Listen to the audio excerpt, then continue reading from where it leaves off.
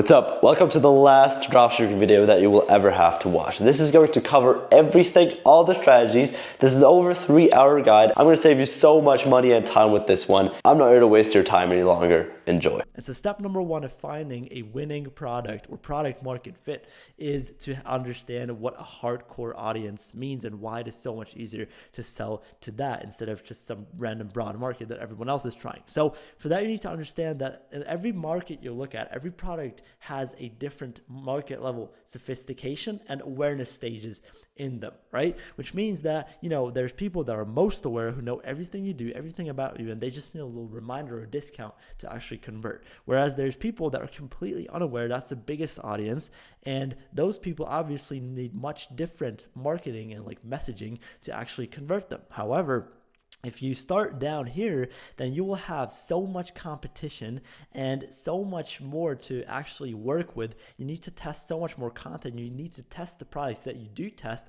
with so much more. One thing which you need to understand, guys, is the price that you test, most of them are actual winners. Most of them are actually good products, but they don't work for you because you're just kind of testing them with $10 ad sets, right? And so the thing is, if you're testing something with $10 ad set with 5 creatives, then of course nothing is going to work because everyone else who already runs that product in the same market is already getting the low-hanging fruits, is already getting the high-quality traffic, which means you're just getting the shit traffic, and that's why you're not converting. That's why you don't get cheap traffic. That's why the traffic that you do get, the expensive one, is shit and does not buy. And so that's why you jump from product to product, and every product you do sell is a proven winner. However, you don't test it the right way. And so the right way is to actually identify trends, to sell to a most aware market, to sell to a very specific little hardcore niche, and then use the profits that you make in each of these stages to jump to the next broader stage and to scale even up. Because scaling ultimately has nothing to do, right? Absolutely nothing to do with just raising budgets on your ads manager. What scaling truly is actually just jumping down awareness stages, and instead of most aware people, you speak to product aware people. Instead of product aware people, you speak to solution aware people, and so on until you're at the biggest, broadest audience, which is unaware people, and you use the profits that you make in each stage to jump to the next one. And so if you start up here, these people are already waiting for you to drop your solution. They are already ready to buy. You won't struggle to convert these people. These are the low-hanging fruits. You have to find a market. Instead of finding a winning product, you have to find a market which has these low-hanging fruits still available. And if you start with a very specific hardcore niche, right?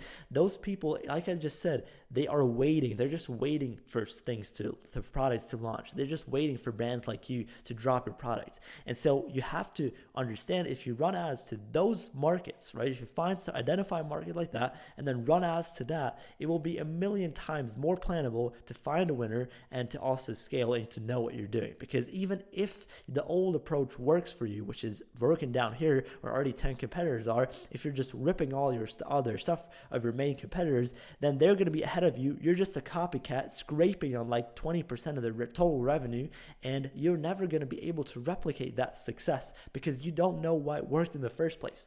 And so I want to show you something. So one way I like to identify these markets is identifying trends, right? And so you hop into Google Trends. And so, for example, if you actually identify keywords, if you look for keywords, one thing which you will come across is micro infusion.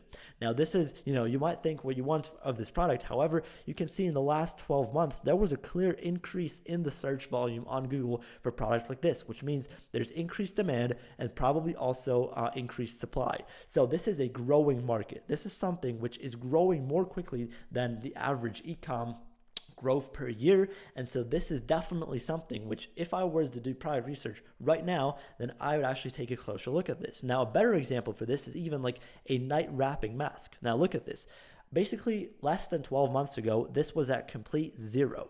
And then it started spiking, and it's going up and up and up. And there's more interest for night wrapping masks, right? This collagen mask, basically, right? And there's hundreds and thousands of markets like this, which are basically coming from zero, maybe even less than 6 to 12 months ago, and now are spiking. Now they're peaking. Now they're going up. And why don't you just identify a trend like this and then try to sell something and release a product, a solution in this market, which isn't that sophisticated yet, isn't that aware yet, and then just try to speak to the low-hanging fruits that are still there and become one of the main leading competitors, and then have the other copycats copy you. You will be the one popping up in research tools. That's what you need to understand.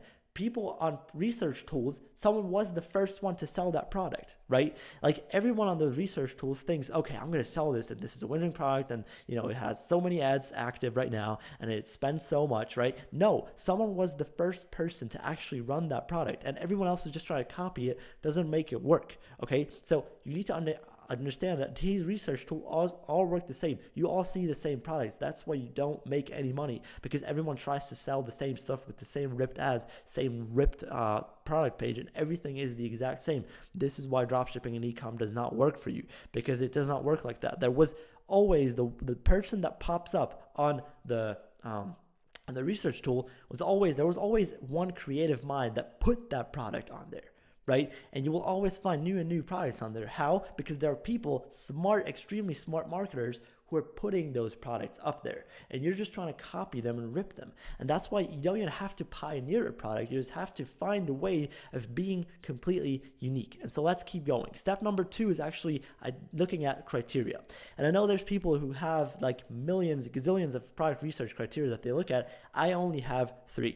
First one, it has to have a shit ton of proven sales demand. That's the most important one, because you need to understand one thing. If it's selling for someone on the planet Earth, right, it can sell for you too. And if you don't make it work, it's on you. It's your fault. If it's selling for someone else and you don't make it work, it is your fault. That's what the mindset that I want you to have from now on. Second criteria is there has to be an emotional or passionate niche behind it.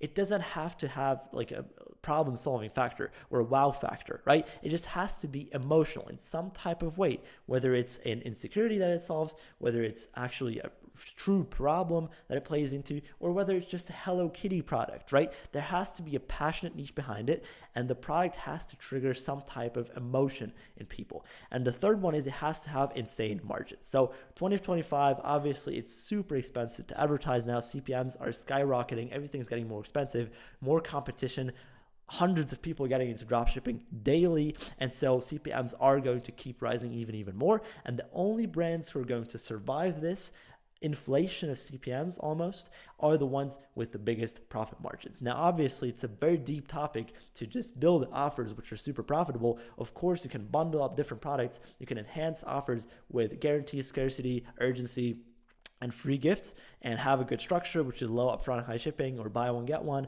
All these things, yes. However, if your product itself, without a crazy offer structure, is able to sell for a 5x markup at least, then that's a very, very good sign. And then you start even building good offers, bundling up different products with high perceived value, and just creating an insanely high AOV, insanely low cost of goods offer, basically, which is then allowing you to spend so much for each new customer coming to your store, and then ultimately gonna again make you the main competitor, because you're just the one which is able, because of their margins, to spend so much for each new customer. And that's how you're gonna outbid and outscale all of your competitors. Okay, step number 3 of finding a very, very good product is to have a differentiating factor, right? And so there's a couple which you can do. There's like different countries. You can sell different marketing angles.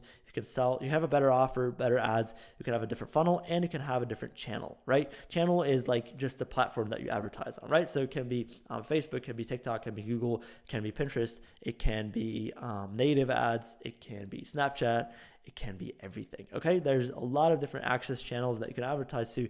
And the thing is, what's super important about this is to apply as many of these as possible. So it's not enough to just have like a better funnel, right? For example, it's good and it can work. However, if you have a different channel, a better funnel, a better offer and better ads, a better marketing or a different marketing angle, and sell it to a different country, you give yourself the highest chance of your product succeeding, right? And if you're lazy like me, just take winners to different countries. That's all you have to do, right? That's like how I found my first winner. I ripped all the ads. I'm gonna be honest with you. My first winning product, I ripped everything. I just took it to a country which has never been sold before. I made it work. I made it work. Okay. So obviously now I don't do that anymore. Don't rip ads. It's bullshit. It doesn't work anymore. Obviously, like when I did it, it was a little bit of a different thing. Now it's just so competitive. It just does not work like that anymore. And, but it still is the case that taking stuff to different countries, same angles, maybe even the same like channel, same funnel, if you're just taking it to a different country, it's the easiest, quickest way to testing products, okay? It's just how it is. And if you skip this step though, nothing will work. I want you to understand that if you don't have anything that makes you unique and different, you can have the best product in the world, best opportunity, it will not work for you, right? And so luck is just when preparation meets opportunity. You need to prepare for months and years, prepare your skills. Obviously, product research is a skill. I want you to understand that. And actually think about this in a way of like, okay, if I don't do anything that makes me unique, if I do what everyone else is doing, or even if there's only one main competitor and I'm trying to, copy everything, it's not going to work because again, the low-hanging fruit is already gone for that. So I have to change something up to actually get the new low-hanging fruits, to get my own low-hanging fruits and to be able to scale. And again, if we go back up here, use my profits to jump from awareness stage to awareness stage until I am converting completely unaware audiences and making like $100,000 a day. Okay, so this is how you scale. This is what scaling even means. Step number 4 is that testing content is much better than testing products. This is a mindset thing. So if the product you sell has sales demand and it doesn't work for you, it's your fault. That's already something which I've said. And you have to, instead of just testing products like twice a week, you have to actually think about how can I turn the product that I'm, selling into a winner by testing insane amounts of content and actually, concepts and variations. So as many creatives as humanly possible. And this is how you turn products into winners, because at the end of the day, you only need one winning ad to make like a couple $1,000s a day. So the best way to scale, or at least even the only way to scale, is to have more winning ads and to, just have a higher, more creative testing volume than everyone else. And so you need to understand that most ads will fail. So you need to find out what your hit rate is when it comes to ads. Everyone has a hit rate, okay? Even if you haven't had a winner yet, then your hit rate is just so low that you don't know it yet, right? You just don't know it because you haven't even found that out. But everyone has a hit rate. I promise you, if you tested 1 million creatives tomorrow, you would find one that was profitable at least, okay? So the thing is, everyone has a hit rate. You got to figure out your hit rate, and then you got to test accordingly. It doesn't matter if you have 0 skills, everyone has a hit rate. So you need to obviously also constantly try to improve that hit rate by improving your skills and testing out different stuff, testing new styles of content, new concepts, new angles, everything. However, you need to understand that most ads will fail regardless, even if you're a very good marketer, right? A very good hit rate is like 10-20%, which means that 80% of your ads still fail if you're a very good marketer. And this is how people have successful market entries. It's by overspending for a week and burning like 10, 20,000. This is how brands launch. They burn 10 to 20K in ads until they find 2 concepts that are working, and then they scale it up to immediate 10K days. And then you're asking themselves, oh my God, how have they launched so quickly? Well, because they've overspent and burned a lot of money at first, identified 1 or 2 things that worked. And again, you only need 1 concept to scale. And then it's like they just started scaling. And yes, they have more cash flow to scale with. They have all the backend stuff in place, and that's how they are able to scale so quickly. And that's the position where you want to find yourself soon. Obviously, if you don't have that much cash flow yet, you need to work yourself up. And then, but that's also, by the way, the reason why I don't recommend anyone that has no money to start to get into ecom, because it's not that easy. It's not that simple like all the gurus tell you. Super important. And step number 5 is that advice is worth nothing. So now you think you have all the information, and you do have all the information. Congrats, you have all the infos you need to make 100K per month, but you're not a single step closer to your goal if you're here watching this video right now. And I promise you that. What is the reason for that? Well, advice is worth nothing if you don't apply it. You will start, best case, right? This is best case scenario. You will start, you will run into issues, you will fail, and guess what? You need to stand back up and keep going. Because if you keep executing this, what I've just told you in this video, then it can take a week, but it also can take 5 years, but it is going to work, and I promise you that. One more thing which I'd like to add is that please do not sell any reps or any brand dupes or any stuff like that, because even if you do make money for a couple days, your ad account will get banned, and if you scale this too hard, you will run into legal issues, and it's absolutely not worth it, okay? Okay, so I want you to not think, okay, by a hardcore niche, I mean just selling Gucci or Dior bag. No, absolutely not. Because even if you don't run into legal issues, even if your ad account does not get banned, it's okay. Don't do that. It's nothing to do with a respectable real business. It just pisses me off that there are discords that are telling you to run reps. It has nothing to do with an actual business. It has nothing to do with skills. If you do make 10K days and their ad account gets banned, you learned nothing. You're not going to be able to do it again, and you will realize that unless you're running another rep. But what kind of life is that, right? The point is not just to make money by any means, by any, like, if all you want to do is just make money, like that's not you have to enjoy the process. You have to do something which you can be proud of, and you can't be proud of actually selling reps. How do you go to bed at night if you make all your money by selling other people's stuff? Completely not the way to do it. And that's what I want you to understand. I really want you to start actually thinking about, okay, how can I turn this into a real business?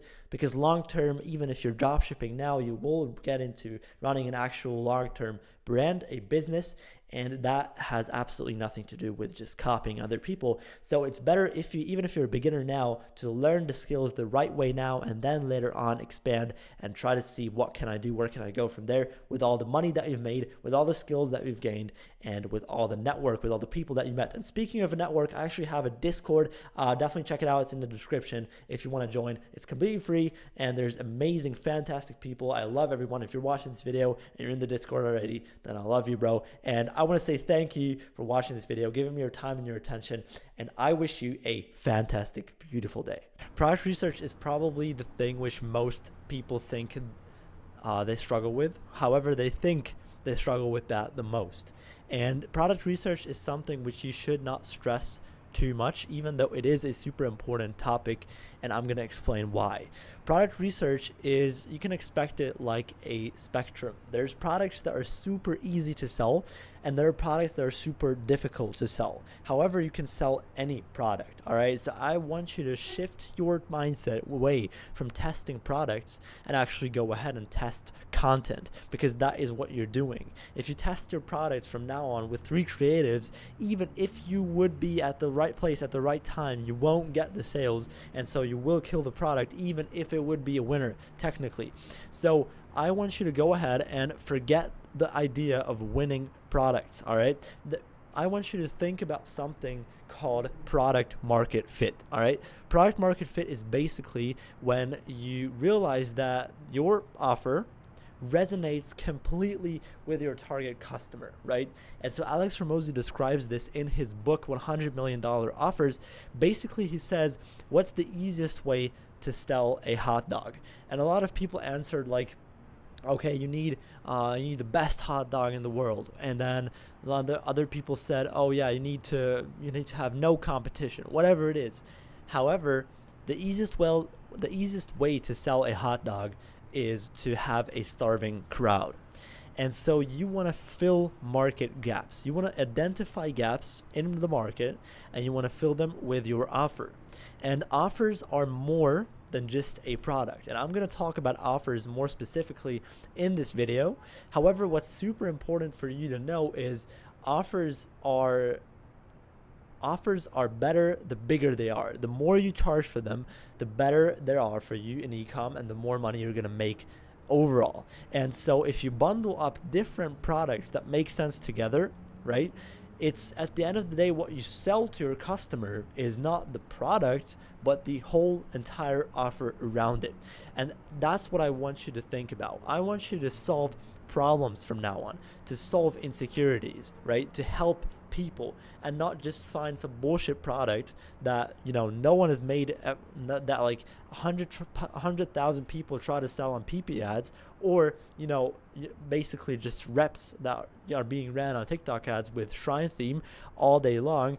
This is really something which changed my mindset and shifted me away, right, from just doing product research in general, but actually identify problems in different certain niches, ideally in a niche where you know what you're doing. So if you're a fitness guy, then you might look into supplements, you might look into fitness clothing, whatever, right? Whatever it is, just identify a market gap in a specific market. So let's say, let's take me as an example. If I were to like look for, if I wanted to start a new brand, right?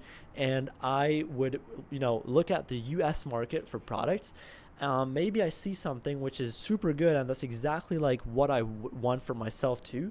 And so I might identify that this is not in Germany, for example, right? But even though this market gap has already been filled in another market, I could still go ahead and take that to Germany, basically, to a new market, to a new audience, to new people, and be the first one, right?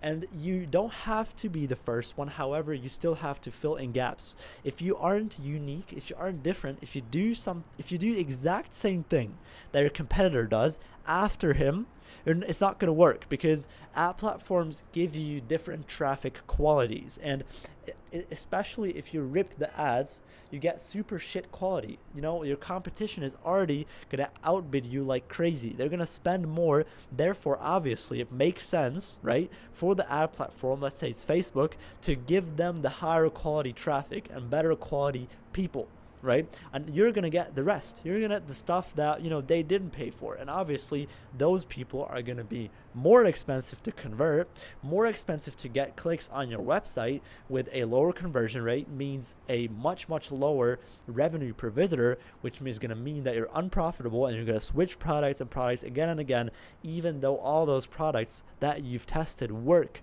for your competitors. And I want you to go ahead and fill gaps from now on. Even if it's the same product, show it to new people.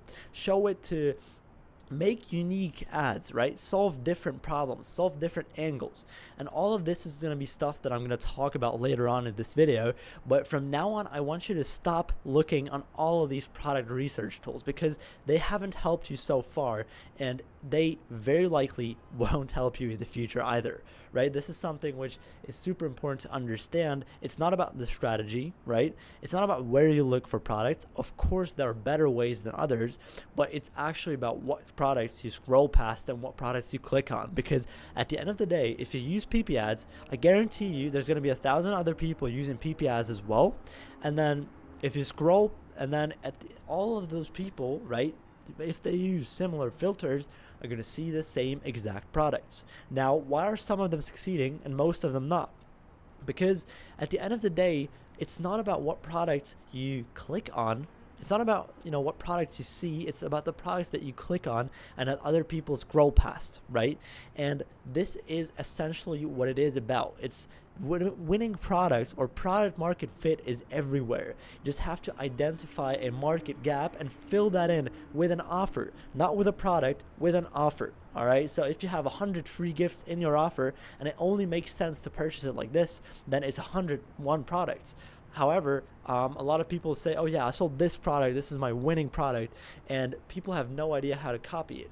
And of course, this is something which you will get better at over time, because this is a skill, right? There's a big difference between actual skills and just strategies. And product research is solely a skill. This is what I want you to take from this video. The more you do it, the better you get at it. The more products you test, the more you fail, the better you get at it. You either win or you learn. And the more you do it, the better you get at it. So if a product test fails, you aren't back at zero. You learned a lot, right? You should learn a lot from every single test. In fact, you should learn a lot from every single time you sit down to do product research and improve your skills. It's like training. It's like getting your reps in the gym. It's like making ad creatives and video editing. It's the same thing. It's just a different area. And product research doesn't really feel productive if you just like kind of look on multiple platforms, if you don't know exactly what to look for, especially if you hadn't made it work before. But I promise you, it is work. It is productive. It just doesn't feel like it. And so that's why a lot of people stress this too much and think, oh my God, I got to pay the next $500 for this specific product research tool, because this is going to change my life and I'm going to see products that I haven't seen before. Surprise. All right. I'm sorry to break it to you, or not. It's all going to be the same products everywhere, right? You might see a little bit of different style of ads, and that is really good to get inspiration when it comes to making your own, when it comes to executing your own ad ideas. However, it's super important to never forget that product research is a skill. And if you start, I promise you, if you're a very big, like if you're a complete beginner, right, you can pay for the most expensive, best product research tools and get a one-on-one guide coach to your side from those research tools that they assign you for an extra $5,000, and you still are not going to be able to make it. But if you are an e-com for 10 years, right, and you only have AliExpress, I promise you that person is going to find 10 winners in 10 minutes. All right, so don't stress this too much. Show up, put in the work, and actually get better at this. The difference between your best and what's required. The difference between doing what you think is all you got and actually doing what's required. Because to become successful in anything in life, your best isn't enough. If your best, like think about it, if your best was already enough, you would already have achieved your goal. You would be at your dream outcome right now if you figured it out already. And sometimes, not only sometimes, in fact, on your journey, it's going to happen to you daily that you're going to have to figure shit out. You're going to have to sit and face new problems every single day.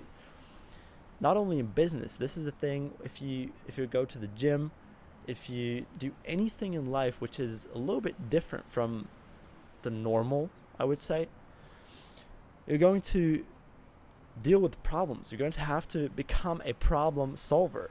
And obviously, if you already figured it out, then your best would be enough.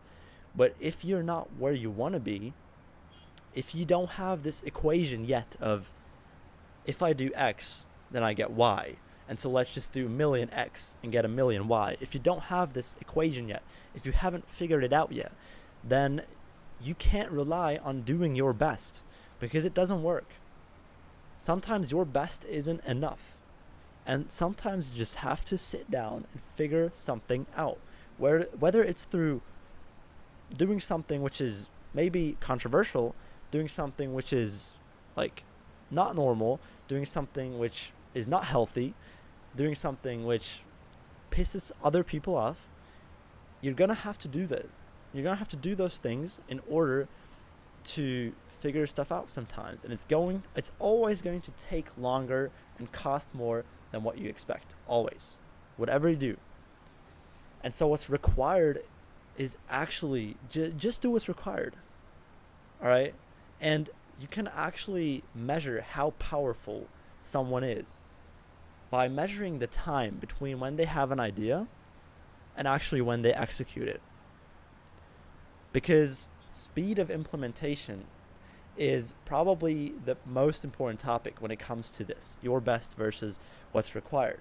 You have to start implementing things so quickly that other people, like, they can't even watch what you do. That's how fast you have to become. And I love advice that is kind of connected to some type of behavior change, because then you can just go ahead after watching this video and execute it. Because if I told you now, oh, just do what's required, how the fuck do I do that? But one step of doing this is speed of implementation. Because if you do 10 times what other people are doing, then you're going to have to figure shit out 10 times faster. That's going to be required. If you work every day in your life, you're going to face those issues that are going to come anyways sooner than others. And so you're going to have a huge, like this compounds. If you do 10 times more than everyone else for one day, you're going to be 10 times more ahead. However, if you do this for a year, you're already going to be so much more ahead than them. This is a compound effect. This really compounds. So you have to do more, and you also have to be extremely quick with doing things and with implementing stuff. Because if you don't, then your competition is doing it for you. And I promise you, there's a lot of competition who is super lazy, yes, especially in dropshipping.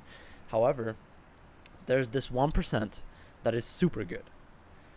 And all the money goes to the 1%, all of it. Like the 99% get nothing. And they're all super lazy. So to beat the 1%, to make money, you have to beat not only the 99, you have to beat the 1% too.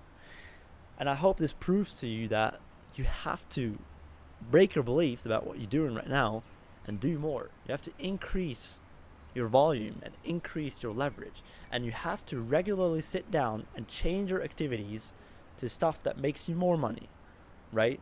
For example, let's say you make $100 an hour right now, right? And you start building a team, you start doing this and that, trying out new stuff, making decisions, and all of a sudden, your time is, or some activities in the day make you $200 an hour.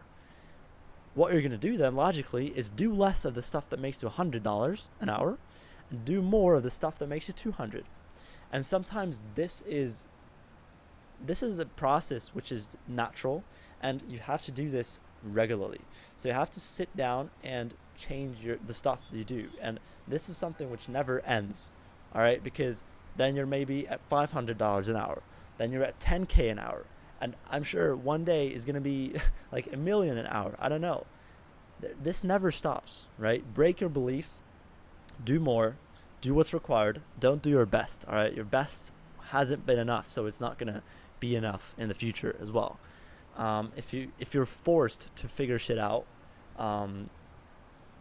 I found that to be a very good way of just getting shit done. If I just force myself, you're gonna lock yourself in a room until you get this shit done. Like, I'm not going to do anything. I'm not even gonna go to the gym, anything other productive. Like, I'm not gonna do anything. And of course, people are gonna be mad at you. Of course, people are not gonna take you seriously. Like, of course, but this is just the phase of figuring stuff out. Right now, I mean, I don't know you personally. I'm kind of talking to many people right now, but I'm assuming that you're not fully where you want to be at in life. So you don't know everything. There's information and skills separating you from being at your goals. And so you have to figure those out. Now, there's a million ways to do that. And you can kind of always brute force your way to success by just trying out a million stuff, and one of those million things works. But there's other smarter ways to do it. Like, you can brute force, you can learn from other people's mistakes, you can learn from, consuming content. I mean, there's 1,000 ways of like figuring shit out. But what I'm trying to say is, do it. Just figure it out. Because if you keep doing what you're doing right now, it's very likely not gonna start working magically. And the third topic is gonna be that goals are bullshit. And the reason for that is that winners and losers have the same goals. Think about it. Have you achieved all of your last year's goals? Now, the odds are against you, because barely anyone sticks to their New Year's resolutions and gets shit done by the end of the year. Now, I am a strong believer that goals, especially if they're super long term, don't give you anything. You got to optimize your habits, because your inputs are going to create the outputs. Like, optimize your inputs first, and then you get the outputs as a side effect almost. They're going to come. If you work all day long and improve your leverage every day by 1%, then the money's, of course, it's going to come. Like, after some time, you're just going to make money. That's how it works. So sometimes so stop writing yourself goals for every single year, every single whatever, because I personally am not a big believer in goals. I'm a big believer in habits, and I'm a big believer in consistency, and a big believer in improving 1% every single day and showing up and being consistent, because your goals are something which, obviously, a loser is also writing himself goals. And so what's the difference? Why don't you ask yourself, okay, if person A, who never got anything in life, and person B, who reached all their goals in life, have the same goals, wrote themselves the same goals in the beginning of the year, but by the end of the year, person A is here and person B is all the way over there. What's the difference? What separated these two types of people? Now, I can tell you it's their habits. It's what they actually did. So if you, instead of writing yourself down, okay, by the end of the year, I'm going to make 10K per month. Why don't you write down from today, 2025, January 1st, I'm going to work for 12 hours a day. And I'm going to, at the end of each day, think about how I can improve my leverage and get better at what I do for just 1%. If you do this, then you're forced to put in the work and you optimize for your inputs instead of your outputs. Because if you try to optimize for a goal, you have no idea how to get there. You have no clue, especially as a beginner. You have no clue how you can get to a certain goal. And so you watch a bunch of YouTube videos, you're overwhelmed, you probably quit. And for the 1% that sticks to it, they just they don't optimize for their habits. They switch strategies all the time and then they quit after enough time. And then the only 0.1% that actually makes it in whatever it is in life actually sticks to the stuff and actually optimizes their habits, because work is volume times leverage. Volume is how much you do and leverage is how much you get out of each time of doing something. And so you have to improve both. This is what I was talking about earlier.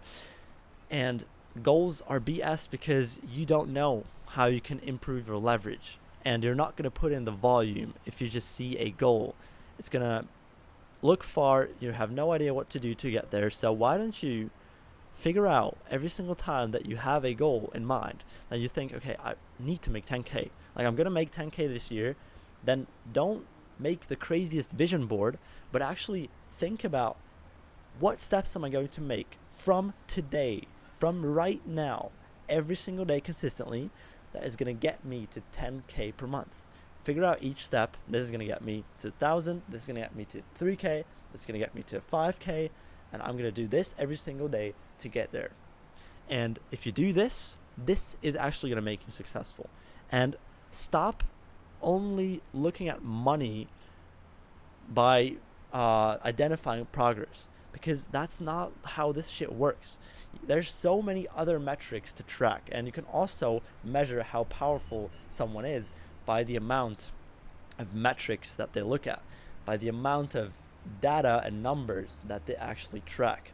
Like, I promise you, if someone goes to the gym every single day and they step on the scale every morning and they track all of their calories and even macros, right? Do you think if they consistently stick to these habits that they in 3 years from now aren't going to be in amazing, fantastic shape? Of course they are. Like, or let's say someone works for 10 hours a day and they, don't make money yet, because obviously they haven't figured it out yet, but they track, if you're in dropshipping, they track their ad metrics. They look at their hook rates. Okay, how is my click-through rate improving? How are my metrics improving? This and that. They're looking at their websites. How long are people staying on there? They're recording all their visitors. They're actually watching the recordings, and not only believing to be productive, but actually are productive. And they write stuff down and they optimize the stuff and they test new stuff and they make decisions quickly. Do you think those people in 3 years aren't going to make a fuck ton of money? Of course they are. So start actually optimizing your habits and your inputs to get the outputs as a basically side effect. And your life is going to change completely. Now, topic 4 is your mental health, and specifically why it doesn't matter. Now, in the beginning of this video, I said if you struggle with mental health, I got you. And I do, because I'm a big believer in, if you work on your dreams every single day as hard as possible, there's no such thing as depression. And this is a very controversial thing to say, and obviously I've never experienced how it is to be depressed, but I've had phases in my life where I was feeling worse than in others. But I'm super grateful, because without darkness there's no light. Without the bad times, the hard times, the tough times, there's no good times. You won't appreciate anything good if there's no, if you don't go through anything bad. all right? And I just appreciate all the money that I make now because there have been times where I had barely any money, for example. Or you will only appreciate a good physique if there has been a time where you've been really fat or extremely skinny and everyone laughed at you for it. All that good stuff is only, you're only able to appreciate that if you went through some shit. And the more you went through, the crazier the story. The bigger the dragon that you, yeah. So forget your mental health. It's not about meditating, about gratitude journaling. Of course, that stuff improves your mental health and you can kind of get out of anxiety and depression in that way. But the easier and more productive way, with less time wasted, of actually solving all your mental problems is to working as hard as possible. Because I realized one thing. I'm less stressed now than when I was, in all the like hard phases in school, when I almost failed my classes last year or all that kind of stuff. Then I was actually stressed, but now I'm working more than then. So stress clearly doesn't come from hard work. Stress comes from working on the wrong shit.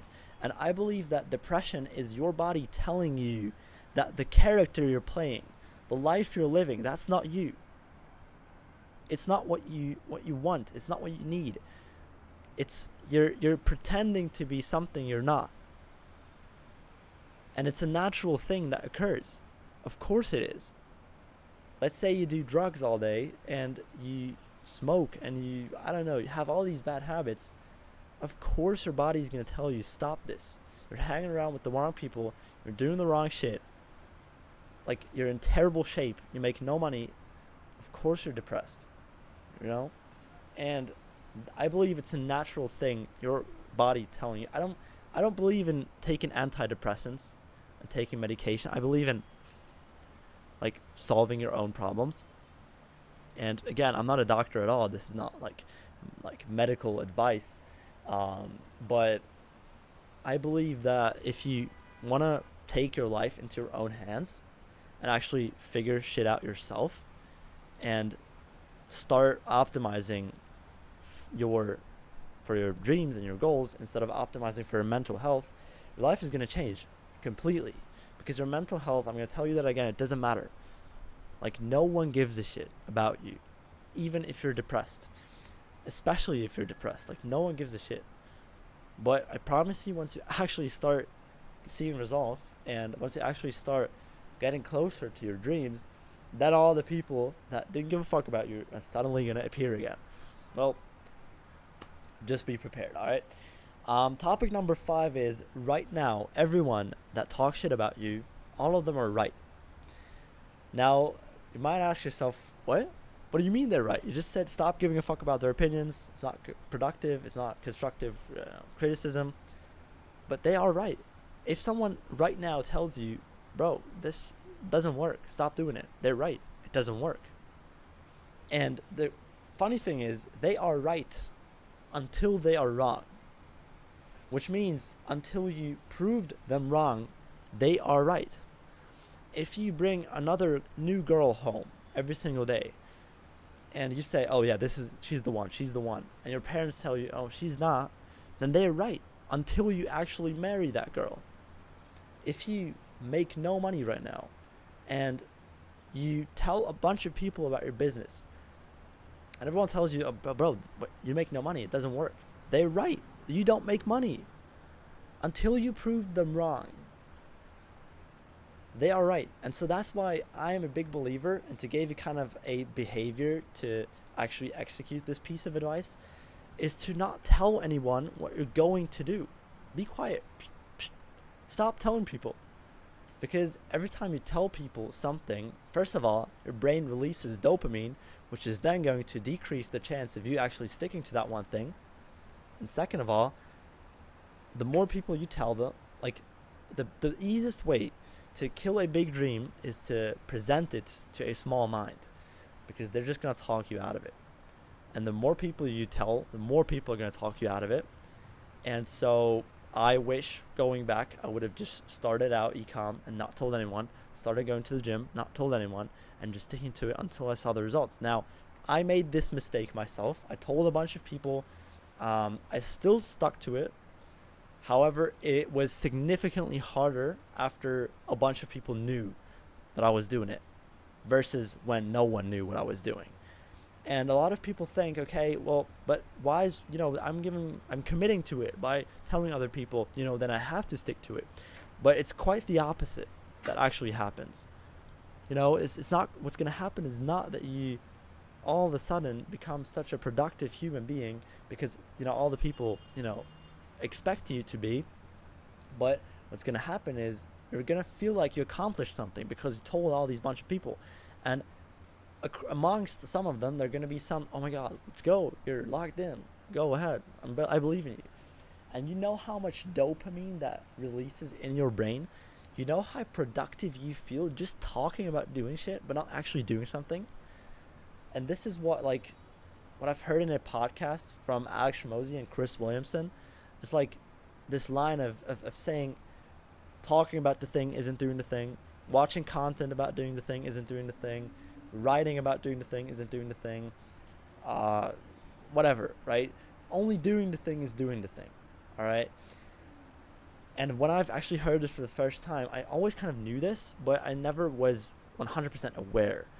And actually doing shit is doing shit. Stop telling people because it feels productive and it's not. And I'm not only talking about business perspective, but also, health and fitness, relationships, whatever is positive in life. They're all right until you prove them wrong. And so don't be mad at people when they say, this is not going to work. This is not working right now. Because they're right. They just see, everyone sees that it's not working. Of course they're going to say, if they say it's not working, they're honest. They're honest people. So don't be mad at them, but just tell them, okay, well, if you already made the mistake of telling them, first of all, and they tell you it's not working, then just say, okay, thanks for your opinion. Then go home and keep working on it. Keep sticking to it. Keep being productive and keep being consistent. Show up every single day. And that is when you get successful. And you're going to have a lot of these shiny objects which feel super productive but are actually not. So be aware of that. And especially in business, it's super easy to become distracted. It's never been easier to become successful. It's also never been easier to be distracted. So be aware of that. Now, topic number 6 is when exactly to cut people off. This is a very, very difficult topic because a lot of times life is going to do this for you. Because think about it. Let's say you work all day long. Then you have no choice but not to hang around with a bunch of people that don't work all day long. Let's say you have 1 to 2 friends that, stay and that actually kind of go in the same direction as you, have the same goals as you, and your surroundings, your environment is going to change naturally. You're going to automatically hang around with a bunch of different people. You don't have to go ahead and block all your high school friends. It's not what you have to do at all. It's going to happen naturally. You're going to spend less time with those people naturally without even being conscious about it.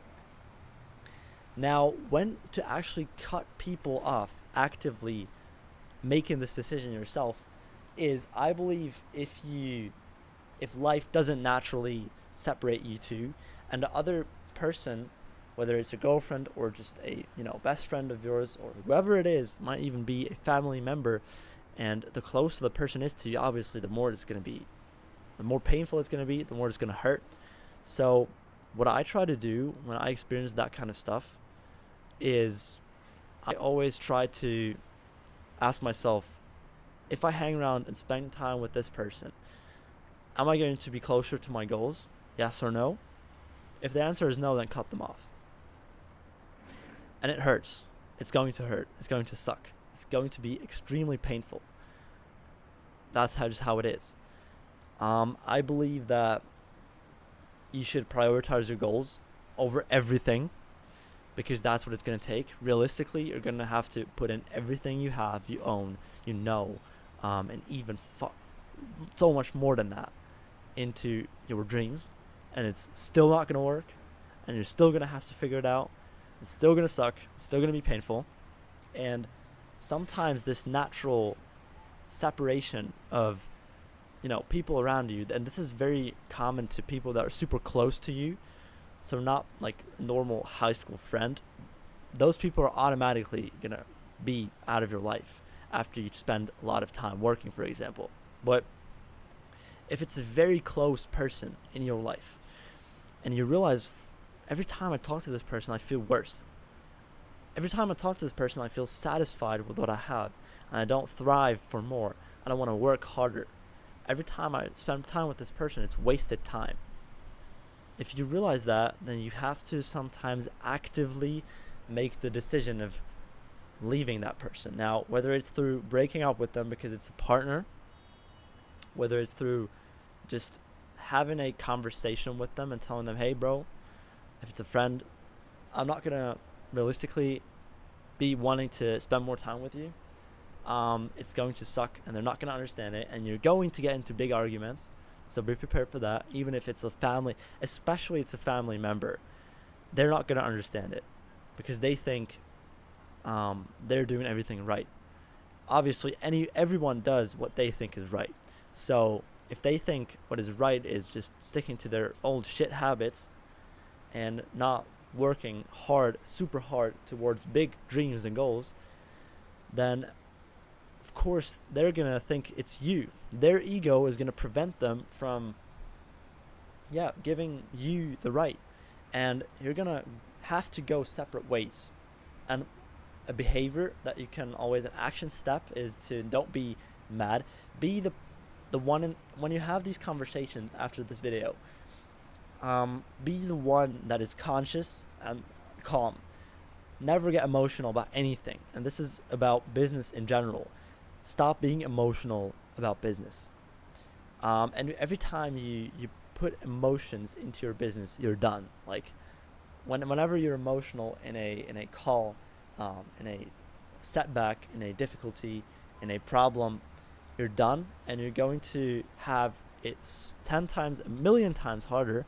So stop being emotional, and when you have these hard conversations, be the part of the hard conversation that has the clear mind, because at the end of the day, you're the one making the decision. Step 1 in making ads is going to be brainstorming marketing angles. Now, why do we do this? Because we generally want to test as much as possible. You don't know what works yet, right? You have no idea what is going to work for your product and what isn't. And so you need to brainstorm. You need to find reasons. You need to find audiences that would resonate, that would buy this product, and before actually selling it.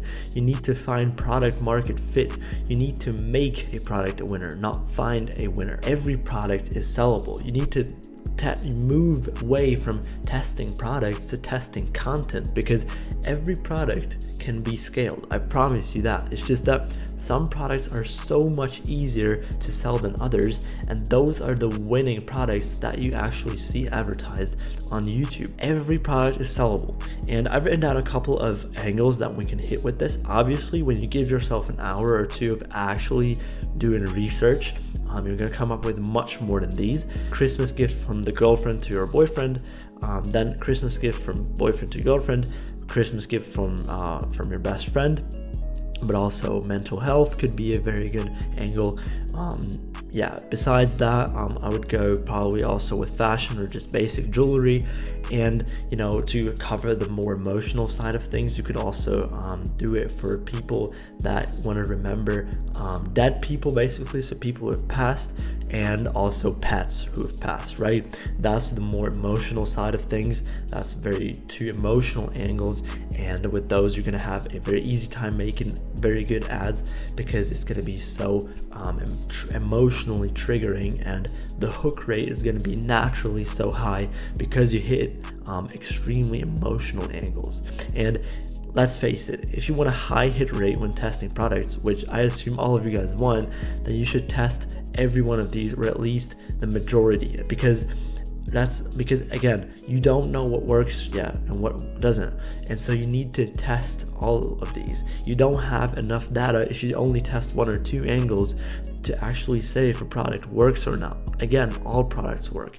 You don't need to test products, you need to test content, and then you'll slowly realize that every product is sellable, and that this whole dropshipping brain rot guru narrative of finding a winning product is going to fade away, because you don't find a winner, you make a product a winner. Step 2 is going to be to create a customer avatar, and this, by the way, you have to do for every single angle you choose separately, obviously, right? And the example angle I chose to go with is going to be Christmas girlfriend to boyfriend. When creating a customer avatar, you literally go ahead and just completely script out, plan out who's your perfect customer, and you really have to go very extreme on this. Give them a name, give them an age, describe their personality, everything, right? So I've said name Emma, age 19, personality, she's very emotional and friendly, and she loves her boyfriend a lot. Her desires are she wants to get closer to a boyfriend so that he finally proposes to her. You know, obviously, again, like if you actually sit down and give yourself an hour to do this should be much longer. This is just for the sake of this video. And then you go ahead and write down problems that she has, why she cannot reach this desire without your product. So for example, she can't find a perfect gift. She wants something which is 10 out of 10, 100% perfect. Also, she has fear of missing out because all of her friends already have gifts for their boyfriends for this Christmas. So she feels like she's missing out. She's stressed. She needs to find something ASAP.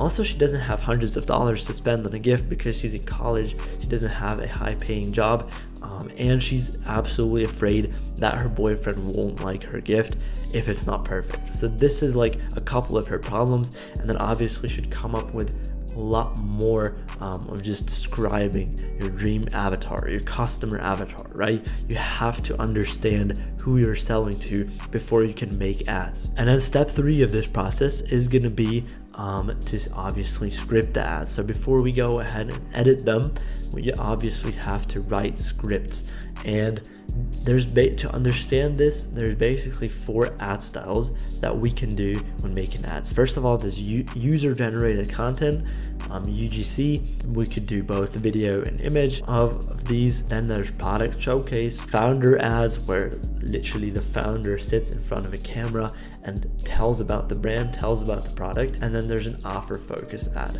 And these types of ads, offer focus, usually work best with Facebook image ads. However, I've also seen these work on TikTok, so there's no excuse for any platform, for any ad style to not do them. Now, as an example, I've gone with product showcase, short and no talking. So these are just basically the type of ads that have 1 line of text in them. No one's talking, there's no AI voice, there's no real voice, there's no voice at all, there's music in the background, and it's just basically focusing on the product. And so I've written down some hooks that I just came up with, and the first one is your boyfriend will melt when he sees this, 2 emojis. And obviously also when you script, make sure to write down the visual hook that you want to go with. And I chose a fast-paced unboxing and a sad music in the background. Now what this is going to do, this line of text with the first few frames of the ad being a box, which is being unboxed with a very fast-paced clips, and especially with the sad music in the background, this is going to drive a lot of curiosity in girls that actually are close to this customer avatar. Same thing for the next one. POV, you found the cutest gift ever, right? Makes sense. She's looking for a gift right now. She has to find the perfect gift, the cutest gift. This is speaking directly to her. Visual hook, girlfriend is giving it to boyfriend. So we could film some type of reaction video with the boyfriend for this, and maybe he's being emotional when he gets the gift. And for this I chose to go with a Christmas music, reason being that we just want to push the whole Christmas narrative more, and we want the girls that see this ad to automatically feel in a Christmas mood. Think of this as a Christmas gift, not a normal gift, just because unconsciously, just because we have this song in the background. And last but not least, I wrote down, he proposed to me after seeing this. So this is a very extreme one. This is actually another girl saying the desire that our dream avatar had, our customer avatar had. She basically wants her boyfriend to finally propose, and this is actually speaking right to her again, because this person, this imaginary person that's writing this hook, has already reached Emma's deepest desire. And so Emma is gonna stop scrolling when she sees this ad. And the visual hook is gonna be, you know, boyfriend crying reaction, whatever, and some romantic song. Obviously with these things, you can make a lot of variations. You can play around with them a lot, with the music, with the visual hooks, everything. But these are just some 3 very quick examples of short product showcase, no talking ads. But obviously you should make all of these. You should cover all of these at least once when, you know, testing an angle. And then you should also test a lot of angles. So at the end, you're gonna come up with a huge amount of ad creatives, but that's actually what we want. And so step 4 is just to test these, because at the end of this process, you should have lots of ad creatives on your computer in one folder. And what's very important is all of this is worth nothing if your offer sucks. You've been told so far to use interest here, lookalikes there, ABO, CBO, Advantage Plus, horizontal scaling, vertical scaling, and so on, right? I've heard of all these terms and all these crazy things, you know, that like basically people think, you know, the testing strategy, the craziest scaling strategy. You've heard a million things, and I'm pretty sure that you have no clue what is actually true. Unless you actually made money in the past and consistently are still making money, I'm pretty sure that you're overwhelmed. And so kind of I want to, you know, help you with that, which basically the first thing which I'm going to tell you is probably going to break all of your beliefs, which is that the success of your Facebook ads has nothing to do with your ad account. Okay? I want you to really get that. And this is something which, when I've heard this for the first time, I was like, what? Like, what is the best testing strategy? What is the scaling? How do I set up this? How do I set up that? It doesn't matter. It doesn't matter if you put 10 ads into an ad set, if you put 1 ad into an ad set. It doesn't matter if you test with CBO, with ABO, even with Advantage Plus. It doesn't matter. As long as your optimization event is the purchase which you want, you're going to make money under one condition. And that one condition is you need perfect 10 out of 10 creatives. That's it. Because a perfect creative is not only able to carry a huge amount of spend over a long period of time, but also a perfect creative is able to speak to a very unaware audience, which is going to then even make more money with it, right? Because you can scale it to higher numbers. And so in this video, I kind of want to give you guys the information that I've learned that worked for me, that about like how I make or how I'm trying to make perfect 10 out of 10 credits, because there are no perfect 10 out of 10, right? But you can get close to the perfect stage. And so besides that, I also want to tell you how to refresh those so that you can keep running ads. And and that's basically it. That's going to be the topic of this video. And so the first thing I want to tell you is that this is something which I've noticed when I scaled my first product on Facebook. However, I've also heard that other really, really successful people do this. Basically, they spend 80% of their time when they're making ads refreshing and kind of fueling the same winning concept and the same winning ad that has already been proven by them, and just 20% making new stuff. And I would have always thought, okay, creative test is probably something where I just test 10 new concepts and like always want new ad concepts. It's not. The most successful people I know spend 80% of their time refreshing winning ads, right? Some concept that has been proven, some clip, some creator that they worked with, whatever it is. They've identified a winning variable, And then they just kept refreshing it and making so many variations. And they spent 80% of time, people, and resources and money testing new stuff within that concept. And just 20% of their resources on new stuff, which is crazy. And when I've heard that for the first time, it blew my mind. But I saw this on myself. I want you to understand one thing. Before I actually start breaking down what makes a perfect creative, do not expect a higher hit rate than like 20-30% when it comes to ads. The craziest marketers have like a 20% hit rate. It's impossible that you have like a 50, 60, 100% hit rate. Every single ad works. Impossible.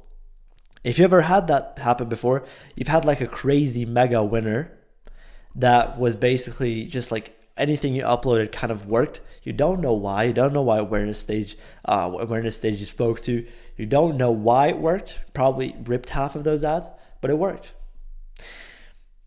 So just to make that clear, if you run ads for a longer period of time, and I'm saying like longer than 3 months, same product, same store, it's not going to happen that you have a higher hit rate consistently than like 20, max 30%. 30% hit rate on your creatives is crazy. It's probably going to be closer to like 5 to 10, which means you're going to have to test 10 creatives to have something that gets some spend. Or if you have 5%, then 20. And even lower, like if you have a 1% hit rate, which isn't unrealistic as a beginner, you have to test 100 creatives every single test until you find a winning ad. And so the thing is about like creatives, it's a volume game. It's a numbers game. Because you like come to a point where you test so much that you figure out your hit rate, and then every creative test after that, you just test according to that hit rate. And of course, the more you do it, the better the hit rate gets because your leverage increases, your skills get better. But ultimately, you just have to figure out your hit rate and test accordingly. Test as many creatives as it took you last time to find a winner. And this makes so much sense, but no one does this because everyone follows rules that don't exist. You're following rules, you're playing by rules that do not exist. Made up rules. 10 creatives per week. Who says that? Like, why is that a rule? Why can't you test 1,000? Right? So I want to break your beliefs in this video. And so let's actually get into what makes a perfect 10 out of 10 ad creative. And with like the first thing I want to talk about is like the first misconception already, what a lot of people don't understand is that a perfect direct response ad creative the job of that isn't to sell. It's to make people curious enough to click on your website. It's about creating as much curiosity as possible so that the person clicks. Because every e-com store can be broken down, if you break it down to the easiest, smallest, simplest level, it can be broken down to 2 steps. Getting traffic and converting that traffic. And that is it. That is it. So ultimately, your ads are giving you traffic, which means your ads have the goal to give you traffic that is as cheap as possible, not to sell. The selling part happens here on the website, on their offer, which is a completely different topic and not something which I'm going to talk about today. So your goal should never be to be hardcore salesy and to, present yourself as the craziest brand ever by not even having some brand credibility, some brand awareness, by, being a dropshipper that maybe doesn't even fulfill their orders. Your ad, if you just make it completely salesy, is not going to perform at all. So your goal is to make people extremely curious. And there's tons of ways of actually doing this. The point is just you have to actually leave some information out on purpose, right? You have to tease them, right? This is a launch strategy of Alex Hormozi, which is whisper, tease, and shout, right? Or scream. And you kind of have to play by this when it comes to your creatives. First of all, you whisper. You give them some kind of, you give them a little bit, make them more curious. Then you give them a little bit more. Then they're more curious, and then you scream, and then you say, call to action, buy now. So this is the goal of your ad. It's never to convert someone. No one that watches an ad for you, not even most aware people, are going to say, okay, I'm going to buy now. Never. The selling part actually is supposed to happen once they have the add to cart button in front of their face. That is when people make purchase decisions, but not on your ad. And so the best ad is the one which gives you the cheapest real traffic. Be aware of bot traffic is a thing. You can get it. So especially on TikTok, I've seen it tons of times. But point is, the cheapest traffic, highest click-through rate, combined with the lowest CPM is the best ad. And that's the one you should scale. All right. Number 2 is simplicity. And you've probably heard me talking about the value equation from Alex Hormozi. Credits go to Alex Hormozi. It's not my concept. Maybe you've heard it from him, from one of his books. So basically, you want to decrease time delay and decrease effort and sacrifice when it comes to making creatives. You want to eliminate both of these. And so present your product as simple to use and as quickly to actually see results with as possible. And this is exceptionally important and very true for problem solvers, but also for clothing, because you have to present it to be such a positive experience. You have to show them that when they take this offer, they're going to reach their dream outcome very quickly and with as low effort and sacrifice as possible. And this is not only how you can charge more, what I would say in the offers part, but this is actually what makes people more curious at the end and make them want to click on your ad. This is why you have to push simplicity on your creative so much, because simplicity works, right? If you overcomplicate something, it's not going to scale. If you make something which is completely new, if you try to reinvent the wheel, especially as a dropshipping beginner, chances are you're not going to make it work. So the thing is, simplicity scales. Like this kind of stuff actually scales. If you just try to find something which has already been proven, just add a twist to it, be creative, right? The word creative has the word creativity in it, right? You have to be creative. You have to, obviously, you can't just rip ads and expect anything to work. Like, of course, you have to add your own twist to it, add your own tweak to it. And so simplicity has the goal, like I said before, to eliminate time delay and effort and sacrifice. If you manage to showcase that in your ads, then you will get the highest click-through rates. Try that in your next ad you make. I promise you it will change the game for you, all right? Third thing, how do you start an ad? And I approach starting an ad just like everything else in basically content game or any other interaction should be started, which is proof, promise, plan. So whenever you enter a YouTube video of a very successful YouTuber or a sales call of a very successful sales rep, right? Or an ad creative of a very successful brand, you'll realize 3 steps that they do in the very beginning. It doesn't matter if you're conscious about it, if they actually tell you, or if they show you. In whatever way they do this, it's 3 steps always. And from now on, try to see it. Proof, promise, plan.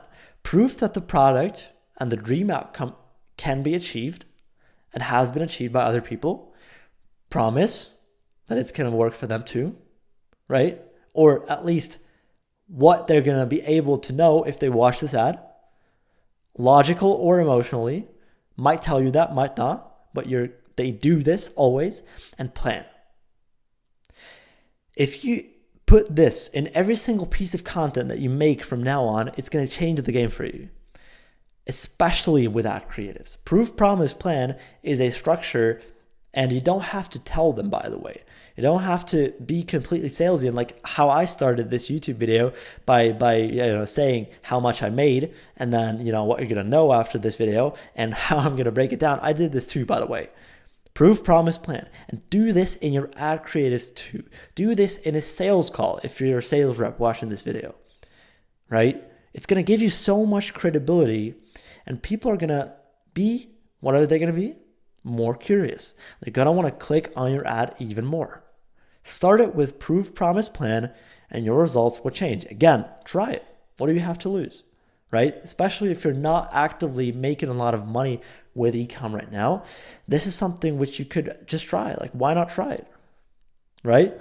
Just implement this, and trust me, you will watch your results go up. Put much more thoughts into your creatives. That's also something which I want to mention in this video, because a lot of times I notice people just, scripting 3 ads, then hopping onto CapCut and then just cutting together 5 things, and that's it. That's all they do. But they don't even know why they selected the hook that they selected. Every millisecond of your creative matters. And you get good at it by doing a shit ton of volume. By doing so much, you just get better at it. So you have to increase your volume, and you have to start breaking down your ads frame by frame, right? You have to click on your little arrow button on your laptop, every single frame. What did I do here? What happened here? What happened to the music here? What happened to the voice? What kind of voice was it? Right? Where exactly was the text? Where exactly did the text disappear? How long was the call to action? How many frames was the call to action? Like exactly how long? What hook did I use? What awareness stage did I speak to? All these things are variables. And once you find something that works, you figure out these variables. And obviously, the more ads you've tested, the more you're going to find variables that do work, variables that don't work. And obviously, I could give you my file, my document, where I have personally all my winning variables that I've figured out for myself. But this is a skill. And everyone's going to have their different winning variables. Everyone does creatives a little bit differently. This is why AI cannot make creatives for us, because you need a brain for it. Everyone does it differently. Every marketer does marketing a little bit differently, and that's what makes them so good. They get good in one very particular direction, and then they double down on that. And so that's why if you try to copy someone one by one, you're never going to reach that level, because he's the best version of himself. You can't get like him. You have to be the best version of yourself. Maybe it's in a completely different direction, but you can't actually find your best way. You just have to be unique and creative and different from everyone else. And so start your ads by proof, promise, plan, and your results will change. Fourth thing, obviously call out your customers. But I can't stress this enough. In today's times where interests don't work anymore, stop bullshitting, better 99 out of 100 ad accounts run completely on broad targeting, right? And every time that you see someone scaling with interests, I guarantee if that person would have uploaded the same creative on an ad set which didn't have any interest in any targeting, it would perform the exact same, maybe even better, right? So interests, especially when you test stuff, completely unnecessary. Completely unnecessary, especially if you sell some insecurity stuff, if you sell some very broad product, you don't need any interest anymore. So in times like this, where all the magic, all the targeting, everything happens on the creative level, if you don't call out your customers, then your creative is not going to optimize in the right audience. And so we're kind of moving into the direction where what organic people do. Because organic dropshippers, what they're doing is they're obviously not only trying to go viral, but they're trying to go viral in a very specific niche, right? In the right niche. They're trying to go viral because of the product, which means that if they do go viral in the right audience, they will also convert. They will make a bunch of money. And so they do that by calling out people, by showcasing the product in a specific situation with a specific background, specific pacing, specific voices, all these things. There's a million things. Organic is a completely different thing. However, in times like this, where we don't use any interest on Facebook anymore, obviously you have never used interest and hashtags on TikTok has, right? Everything happens on the creative level. You have to call them out directly.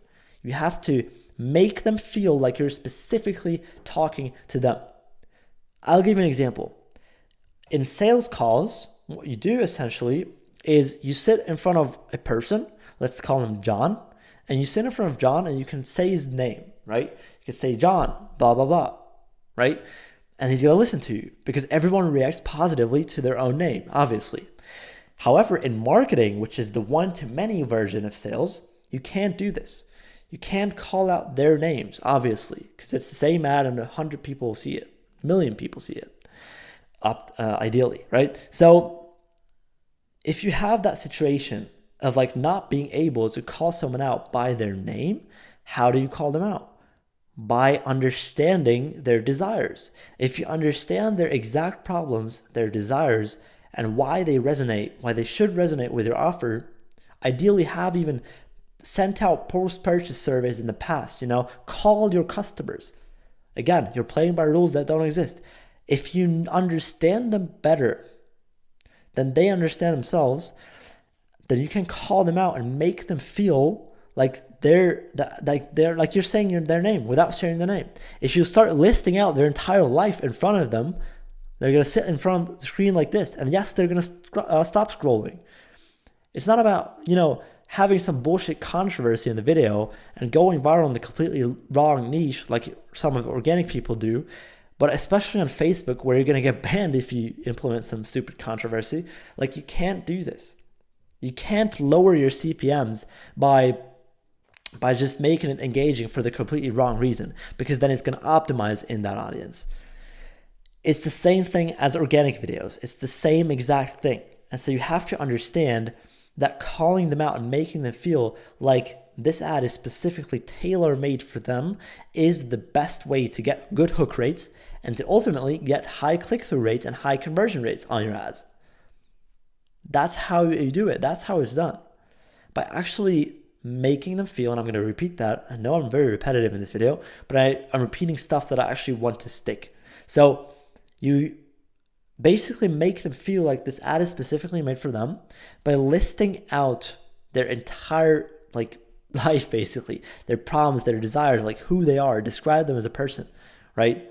If you do that in the hook or in some part of the video, they're going to be hooked. They're going to stop scrolling. The scroll stopper is going to work much better than just some stupid, random thing in the background. All right. Number 5 is the visual hook. And this is probably the most important thing when it comes to the hook itself, because a lot of servers and Discord try to sell you winning hooks, right? They just essentially send in winning ads of themselves, probably with some clothing products or reps. And then essentially they're, because their audience obviously also doesn't know what creatives really are, what that really means. What they're trying to do is, it sells well, obviously, because people think it's about the text hook. It's about the text that it says. And then when they apply the same exact text with the same exact size, same exact font, same exact everything on their own product, on their own ad, it doesn't work. Why is that? Because it's actually not about the text hook. It's about the visual hook. It's about what they see in the clips. And so I've sold a hair product before, and one of my craziest winning ads was where basically there was this girl was in front of the camera, super close up, right? And her hair was completely crazy. It was the before, right? So I showcased the before versus the after. And I showed the before, which was terrible, in the visual hook. And people who were doom scrolling, and you want to call them out, you want to stop them from doom scrolling, were seeing this girl, and then we're like, oh my God, what is this, right? And so visual hooks are super important. And so I'm going to give you a couple pieces of advice that you can implement on this so that you can actually make better creatives, right? First thing is motion. Every time that you have motion or some type of movement, whether it's the product itself, whether it's in the background, I'm not going to move my camera now, but wherever there's some motion, some movement, people want to know generally where that movement is going to. Where is that motion leading them, right? They just want to know, or zoom in, zoom out, or even the creator just following, being followed by the camera. I've turned that setting off. I'm not really showing you this kind of stuff on my camera, but you get what I'm saying, right? Motion and movement is a great way to increase your engagement rates on your ads, get more people watching the whole thing, and then also get more people to your website, which gives you cheaper traffic and cheaper CPMs, which is then going to give you even more cheaper traffic, right? So what else is the visual hook? Does a good visual hook make, right? Before and after stuff. So motion, also reactions works super well, right? So whenever you showcase some reaction or some emotional, some person who people can relate with, who people can resonate to, who's just showing a crazy emotional reaction, whether it's crying or laughing or like whatever it is, being shocked, scared, all these things trigger things in people, because sales and selling in general, what you're doing essentially, you're selling a physical product to real people, happens emotionally. Every purchase decision is made on an emotional level, which means you cannot think of like actually, starting to, explain things and like I'm logical seller. It never works out.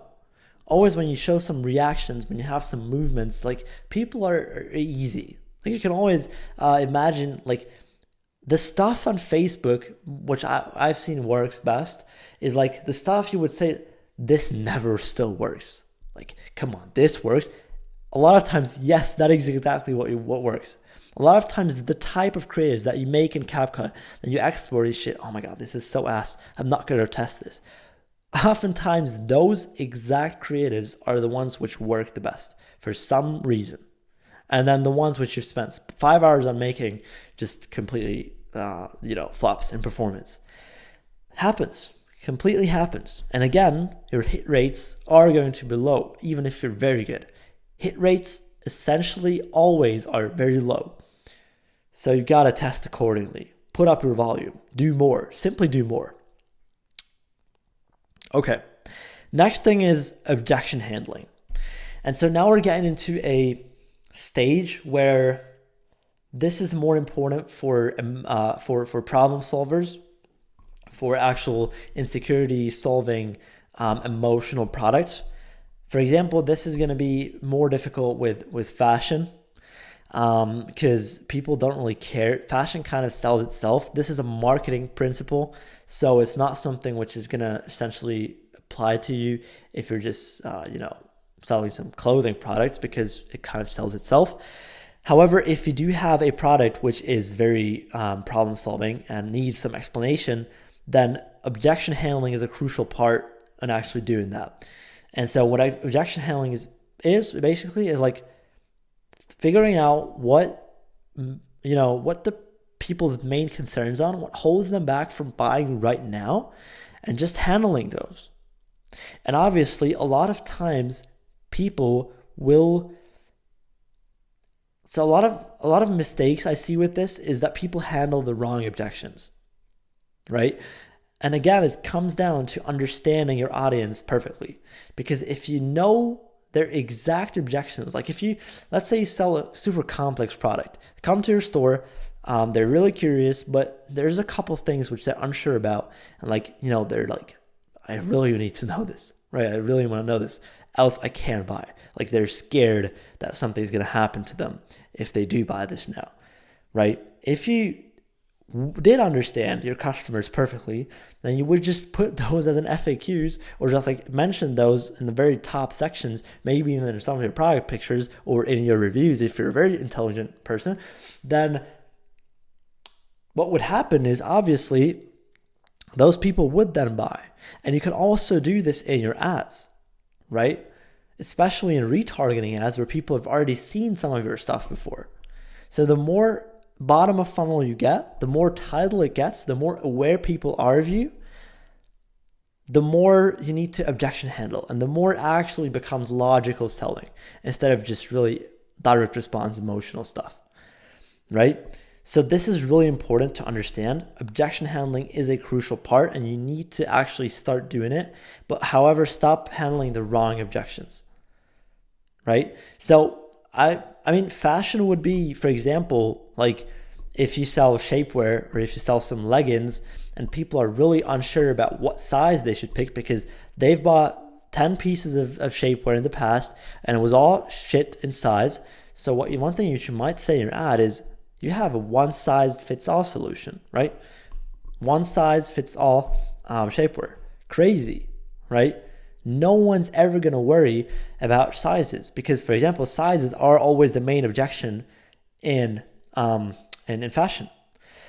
So if you manage to actually solve that objection for them with a very strong solution, like a one-size-fits-all solution, then that's going to be a super strong factor of objection handling, and people are actually going to, then click on your website and buy because they want to. Oh my God, okay, well, perfect. I'm not scared anymore because all the bad experiences in the past are not going to repeat themselves because this is a logical solution of why they're not going to repeat themselves. Like you back it up with proof, right? This is very important. And you can do this even with fashion, but you can do this with every product in every niche because it's always the objections that hold people back from direct responsively buying. It's always something which holds them back. And it might be the price. Well, how can you handle price objections, right? First of all, right, you need to, if someone thinks that this is too expensive, then you've not done a good job making people understand that they're getting more than what they pay for. So your value, what you showed them, the value of your offer of your website is not higher than the price. And then obviously they're not going to buy. And then the second thing you could do is obviously offer payment plans, right? So give them a discount if they buy 3 pieces, or give them a discount if they subscribe and get it every month, if that's a consumable, or like actually have a payment plans set up where people can pay in installments. All these things help. So you have to figure out what the main concerns of people are and also handle those in your ads, not only on your website. And again, try it. This is gonna get your results through the roof. Try it. All right. Number 7, social proof. Okay. Social proof is probably the most important part of a creative, right? Because people want to know like every product you sell solves a purpose. Even clothing, because with clothing, it's like people want to look better. People want to feel more confident. People want to, have something new, try something new, get reactions. Like it's always some type of insecurity that you solve, always some problem that you actually play into when selling whatever product. So people want to see that other people who had the same problem have solved that with your offer. And this is something which you can't do enough of. Like there's no such thing as too much social proof. No such thing. And I promise you that. I'll give you that in writing. Like the best ads push as much social proof as humanly possible in any type of way. And so whether it's an influencer or 100 influencers wearing the product, using the product, talking about the product, or just a gazillion reviews, all 5-star, which mention how much the product has changed their lives, it's going to work better because people just want to see the results of other people to actually then have the proof to buy themselves. This is probably the strongest lever in your creative. And the more you have of it, the better it is for you. Right? That's what I would tell you. Super, super, super important. Number 8, authority. And again, you might think, how does this apply to me if I sell fashion? Well, it does. Because what influencer marketing essentially is a person who you trust, a person who you look up to, a person who is an authority to others, talks positively and talks about positive experiences with ordering your product. What that's going to do is people are going to then trust them, and then because they trust you, they're going to also trust you, and they're going to give you their money. Or if you sell a crazy problem solver, it might be a doctor that's speaking in your ads. Might be, whatever, like you can do this in so many ways. Point is, it could also be the brand owner, like also in fashion.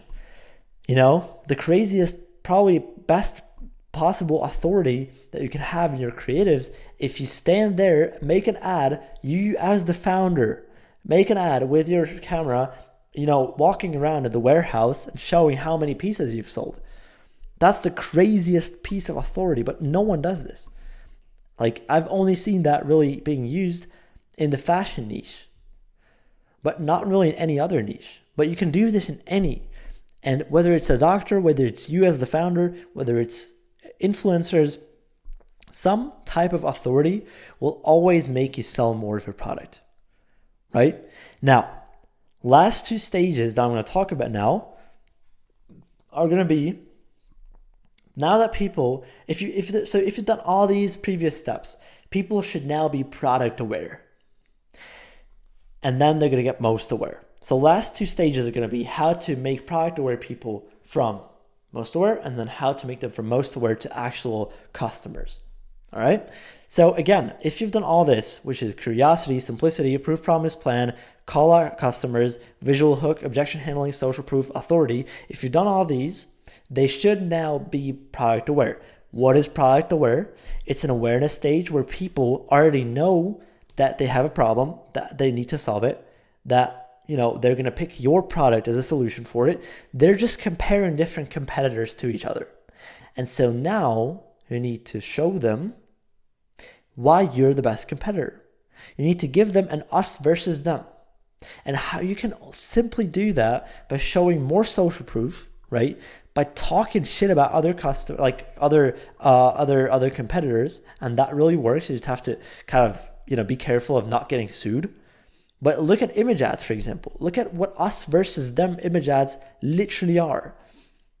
That's specifically made for product aware people that are comparing your solution to the solution of other companies. Basically, it's the same product. They're just comparing different competitors. Basically, want to get the best value, best price, whatever they're looking for, and you need to justify your price, because I'm assuming you don't want to be the cheapest one in the market.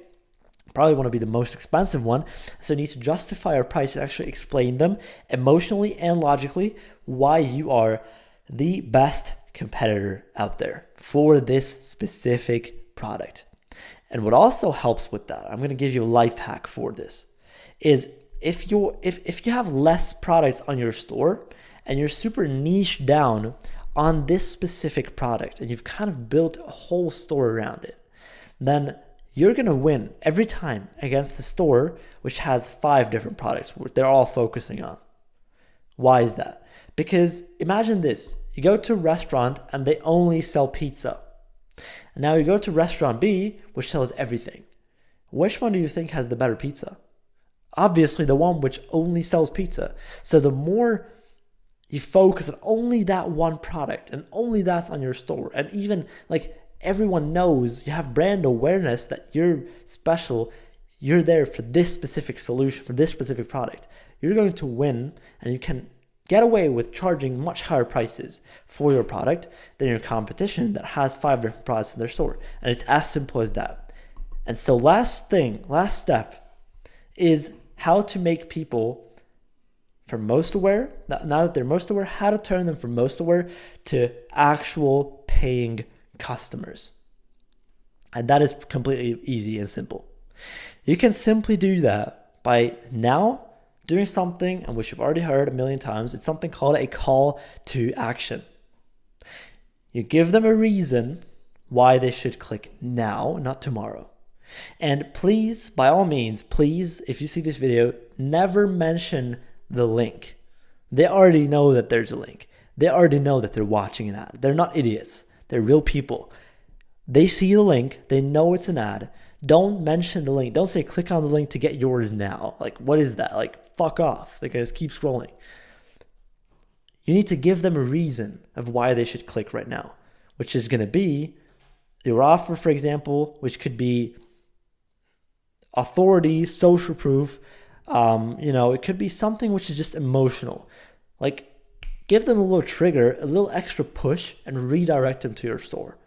And this is the last little switch that you need for people that are still on your ad and haven't clicked yet, because most people will already have clicked. This is just for the last couple people that are still missing something. And just give them an extra reason. So you could say buy one, get one ends midnight with a little heart emoji, and boom. All of them are going to go. So the call to action is really the only thing that's basically redirecting people from being most aware at the end of their ad to now being, actual buying customers.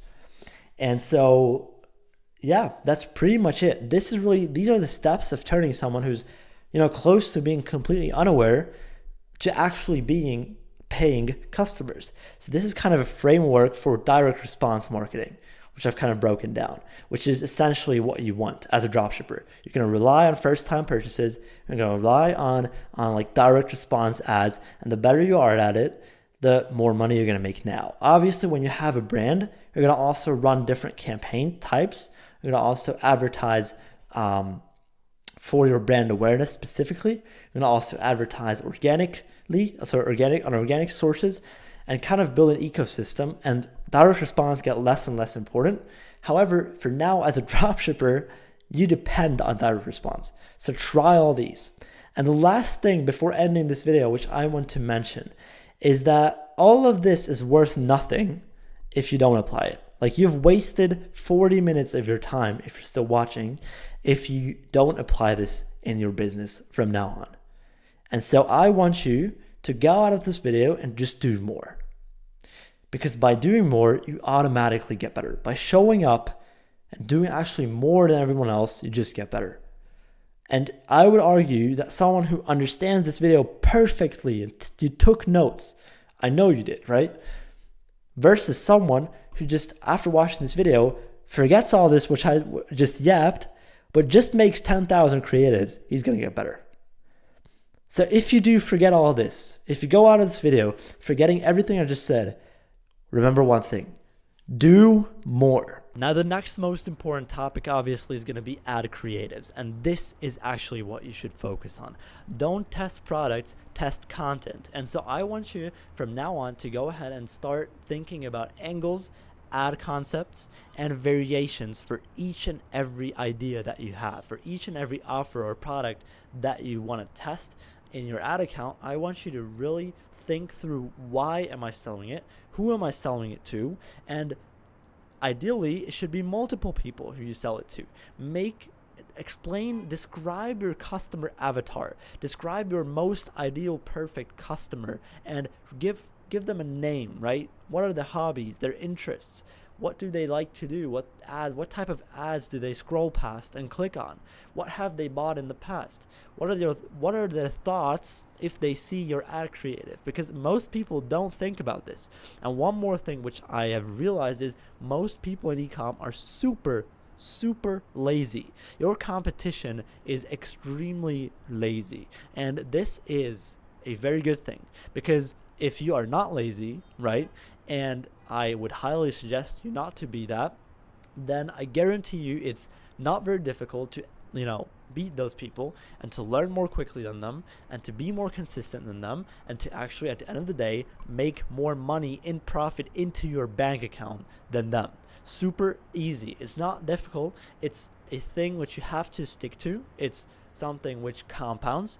All of your skills, all of your investments are going to compound. All right. So you're probably now in this something called valley of disappointment, where you aren't profitable. You're very likely losing money, but you're learning. And you always have to remind yourself that you're learning right now. All right. Because then it's super easy to give up. If you think, oh my God, I'm losing money and this is not working at all, then of course you're going to quit, right? Who wants to lose money for the rest of their life? No one wants to do that. And so if the only metric that you track from your dropshipping stores is the amount of revenue that you've made, then it's very easy as a beginner to quit and to fall back into your old habits and to not stick to it, because you should ideally be tracking everything. You should be tracking how much better your ad performance gets. You should be tracking how much better your websites get, your offers get, all that kind of stuff, right? You should be putting more and more thought into each and every test. And so I highly suggest you to not make revenue or profit your only thing that you look at as a beginner. Because trust me, there's other stuff to track, and trust me, there's other stuff that comes more quickly and rewards you more quickly than money. Because at the end of the day, there is just going to be that one day where you're profitable. Everyone has their first profitable day. There's always a first time. You just got to get to that point. You just got to improve your skills and get that good to deserve that. However, it's it takes a lot of time. I don't care how smart you are. Intelligence at the end of the day is just same behavior. How long does it take to same situation? How long does it take to actually have a new behavior? So how quickly do you learn? And I don't care how quickly you learn, it takes a lot of time. And this is really the beauty of it, because it doesn't matter how rich your parents are, it doesn't matter how intelligent you are, how many chess tournaments you've won at 5 years old, it's still going to be super difficult, and it's not going to be the ones that are going to be the best at school and memorizing stuff, but the winners in this game are going to be people who stick to shit the most, who are the most consistent, who show up the most, who work the hardest and the most and the smartest combined. And this is really good because this is your chance to prove it to everyone that you're that guy. All right, so you should want to prove to everyone that you're that person. But when it comes to ad creatives, you should always improve 1%. And yes, of course, you should take inspiration from your competitors, but you should never rip ads. Don't download ads and run them up or anything like that. Content, you might actually take content from other people. However, this is not something that I would personally recommend you to scale with, as it's not the right thing to do. And in this video, I've kind of told myself to teach you the right way. I want to teach you, especially this year, the right way. This not only because I'm such a good guy, but also, unfortunately, because the ad algorithms and ad platforms are so smart now that they realize if you ripped an ad. All right, so they're going to be able to tell if you ripped an ad creative, if you ripped a piece of content, and it's actually the easiest way to get your ad account shut down this year to rip content. All right, so stop doing that, right? Think through your own ideas, look at your own customer avatars, right? And then think, what do they want to see? So once you have your angles, think of ad concepts. Person A might watch a lot of street interviews, right? So you might go ahead and, interview people in front of a camera with your product and make that kind of an ad, right? But there's also ad types like just image ads, right? Let's say an offer focused image ad. Some people that are so aware of this product, of this problem, they just need a little extra discount or reminder that they need to buy your stuff, right? And so each and every person is going to react very, very individually and differently to different ad concepts and ad styles. So obviously the more you test, the more you win, right? Because you only need one profitable ad creative, right? So if you test every product with 100 ad creatives from now on, you need only a 1% hit rate to make every single product a winner. This sounds crazy, right? But this is the reality. You only need one profitable ad to start scaling, and then make a bunch of stuff around that, right? Once you've identified and validated an ad concept, an ad creative, something that works with your offer. So you identified product market fit. After you identified that, right, you're still going to keep improving your offer with split tests, which I'm going to talk about too. You're still going to go ahead and make everything 100 times better every single day and improve 1%. However, it's going to be super easy for you to just take those winning variables that you identified and then execute them differently. Test more stuff, all right? This is something which you have to take from this video. Test more, win more. The more you test, the more you win, and the less you test, the less you win. And this is probably the most important thing you'll hear in this video. It's to put in the reps, put in the volume, and learn before you earn, because it's super difficult, especially the part of marketing and making ad creatives is very skill-based. It's extremely skill-based, right? So the best marketers are not only the best video editors or best graphic designers, it's actually much more before that. Your scripts, your customer avatars, how do they look like? How thought through is your whole marketing process? Do you have top of funnel, middle of funnel, bottom of funnel creatives? All that kind of stuff plays into the success of your ad creatives. And then obviously, how do you execute them? Are you doing it on your own? Are you doing it with a team, which should be your long-term goal, right? Do you have employees in your brand that do it for you? All this kind of stuff actually heavily heavily impacts how successful you're going to be with your dropshipping store. And marketing is the most important part. If you don't know how to market, I promise you nothing's going to work, right? Because you need traffic that you can convert in the first place. So you might have the best product market fit. You can have the best offer in the entire planet, face of the earth, right? You can have everything that's perfect.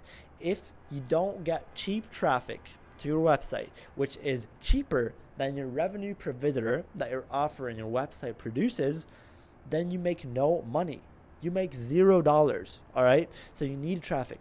You need traffic and you need traffic. Remember this? And so marketing, how you actually get people knocking on the door, is something which you can learn. Now, how can you learn marketing? Well, probably the easiest way to learn it is to learn sales first, all right? Because sales is just one-to-one marketing. So marketing is the one-to-many version of sales. And if you know why people buy, if you know how to actually pitch offers to people, if you know how to objection handle, if you know all that kind of stuff, you will know how to market. I promise you. All right. And so watch sales trainings and learn how to sell and then get into marketing. It's going to be a million gazillion times easier to make ads and to script ads and everything around that. Your offer is actually what's going to make or break your website success. Let that sink in, all right? The offer is actually going to make or break your website success. It's not the color of your add to cart button. It's not, what your announcement banner says. It's not, where exactly on the product page the reviews are. It's your offer. It's what you give them. It's what you give to people. It's that people feel stupid saying no to this offer. It's if they think it's a steal, then they will take it and you will get a conversion. And there's a million ways to do this, which I'm going to get over now. First of all, you need to pick an offer structure. An offer structures in ecom could be stuff like, buy one, get one free, buy one, get one 50% off, low upfront, high shipping, bundle discounts, all that kind of stuff. Those are different offer structures. But you need to understand that in order to actually have a very good offer, and you need to have a solid structure in the first place. And so I'm assuming right now you're probably just having a 50% discount on your store with no free gifts, with nothing whatsoever. That's all you have. And you're asking yourself why it's not converting, because it's terrible. Just a 50% off offer is the weakest possible offer that you can give to your customers, just letting you know. So pick a good structure. That is step number 1 of actually crafting very good offers. Now, step number 2, and I'm going to get into this a little bit deeper, is bonuses, right? So there's a couple ways to enhance a good offer structure in general, but if you have a bonus, that's probably the strongest one. So that could be a free gift, right? This is very common in ecom. They just give some kind of free gift. Maybe you have like a buy one, get one free plus free gift, so you could combine this with everything. You don't have to just make a buy one, get a free gift. You could actually have a normal offer structure like a bundle discount or a buy one, get one, and then offer an extra free gift. And then you can also do something which is called value stacking, which means you add in a bunch of free gifts. So there's no rule, obviously, of saying, oh, you can only have one free gift and nothing else. No, you can have 10 free gifts if you want to, and it's going to work. The more value, the higher the perceived value of your offer is, the more it's going to work. And obviously there's this value equation, which I've showed to you a million times, so I'm not going to show it to you again.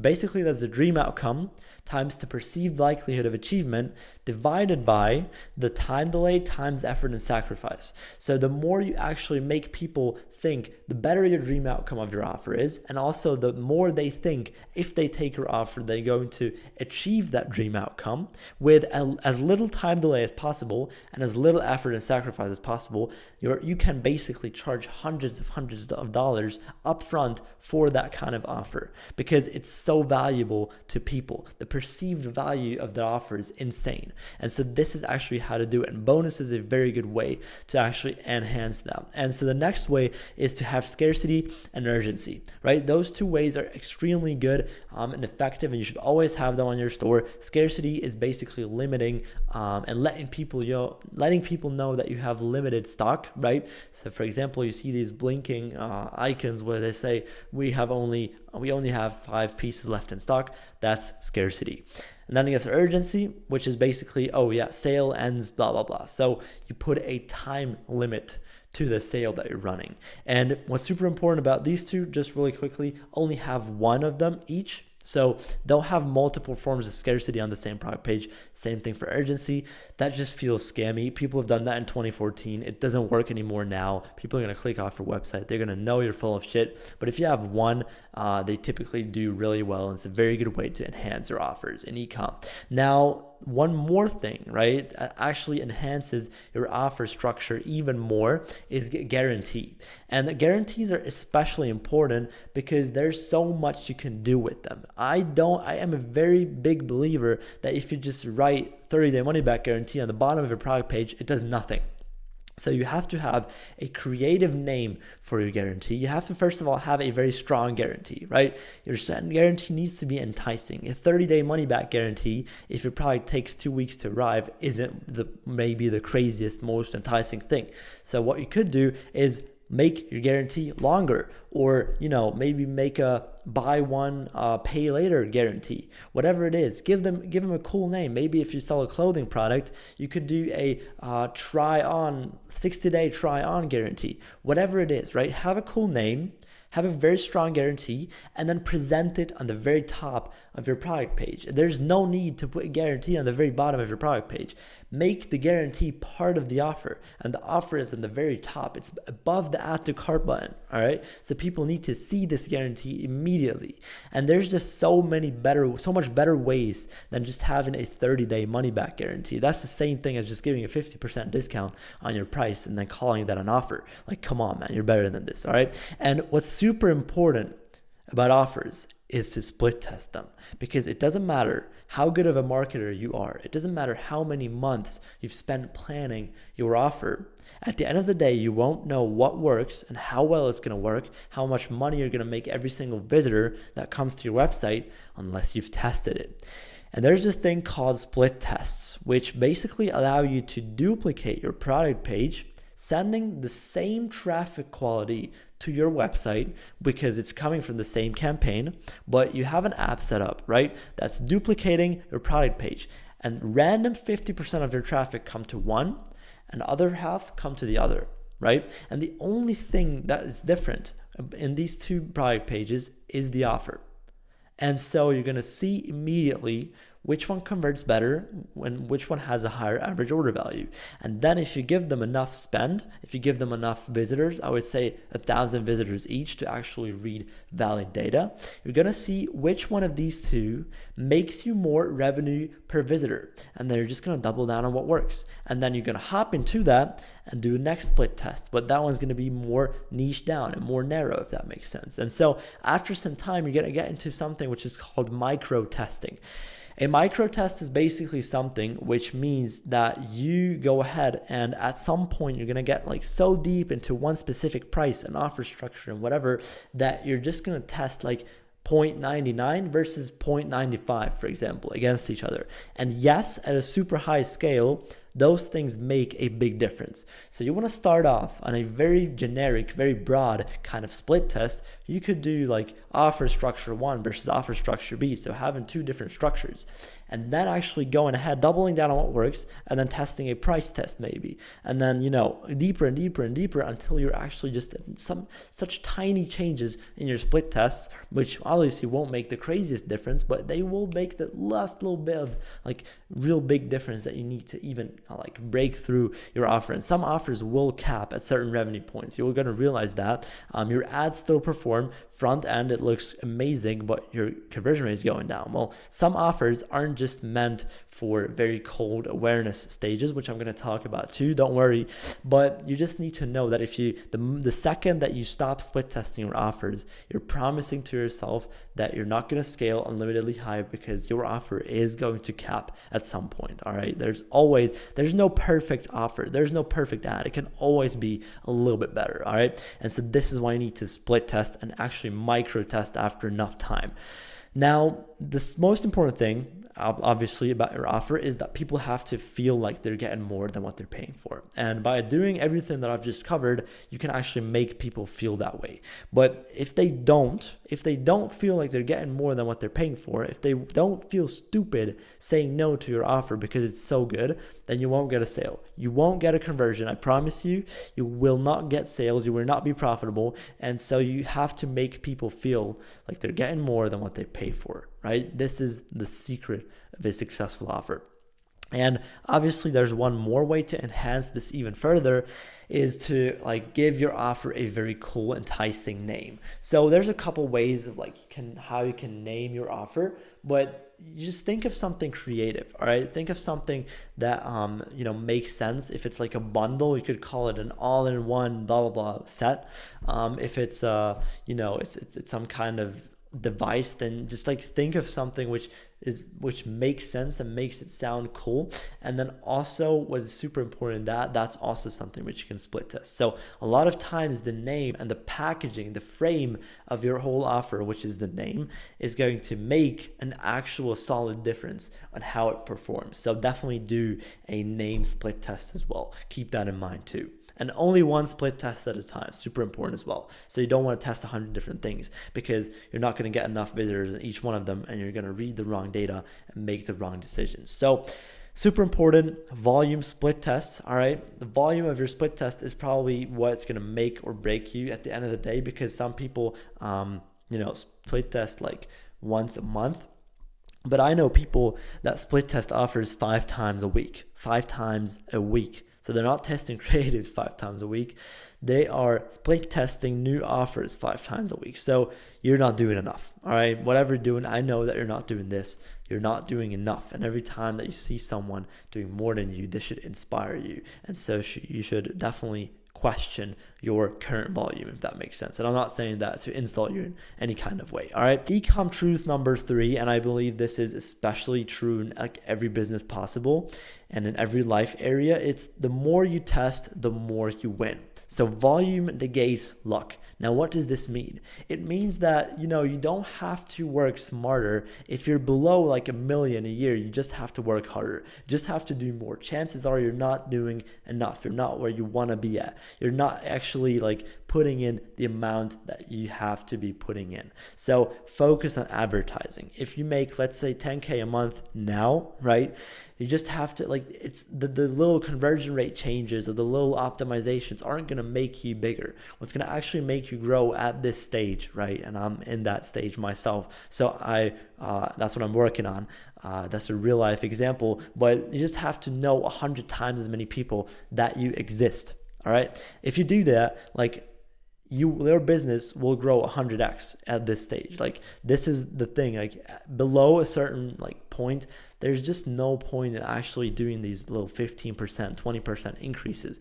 If you get sales actively now, if you make money, if you do convert, whatever you do, if it does convert, just let 10 times as many people know you exist, and you will make 10 times as much money, if that makes sense. And so you kind of brute force your way to success, because a lot of times, there's a lot of these people saying about, okay, so really just only test one product a month, and then just test 10 creatives a week. But that's not going to work. Every time that I followed this generic advice, it didn't work for me. It always worked when I 5x the input. All right. That's when I saw results. Maybe I'm just stupid. Can be that I need more to learn. But for me personally, what has always worked is if I went ahead and did 5 times what other people told me to do. And that's when I saw the same results that I was promised. And so this might be a good idea for you too. If you can't figure something out, if you just seem to, okay, I'm sitting here, I've been sitting here for weeks, I can't figure this shit out. Maybe it's your first winner, right? Just do so much from now on. Test, I promise you're not testing 100 creatives a day right now. Are you? No.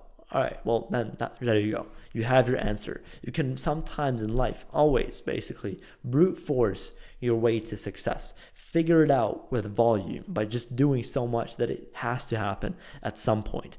And so you learn before you earn, right? And I always like to have the mindset of in e-com, you're either winning or you're learning. You can't really lose. If you, every time, every test, whatever it is, if you improve every single time that you do something, then you either win or you really just learn. And I promise you, the pain of regret is much worse than the pain of change. And so every time you test something, let's say you lose a bunch of money from that, I would view it as, hey, I've learned to not make this mistake again.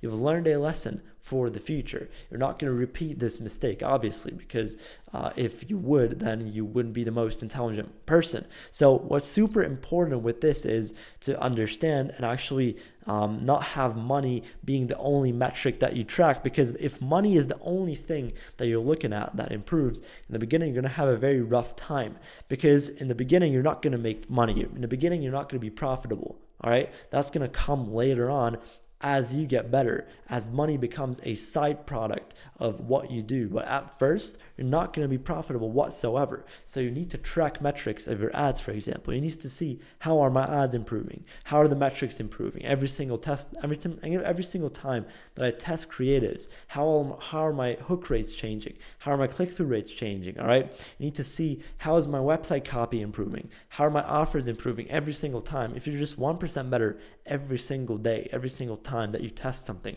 then within 20 tests, do you think you're not going to be balling? Like, this is an exponential effect. This is something which compounds. So if you do this 100 times, if you test something 100 times, and every time you're just 1% better, then you're going to be sick. You're going to be so much better within 100 tests from now.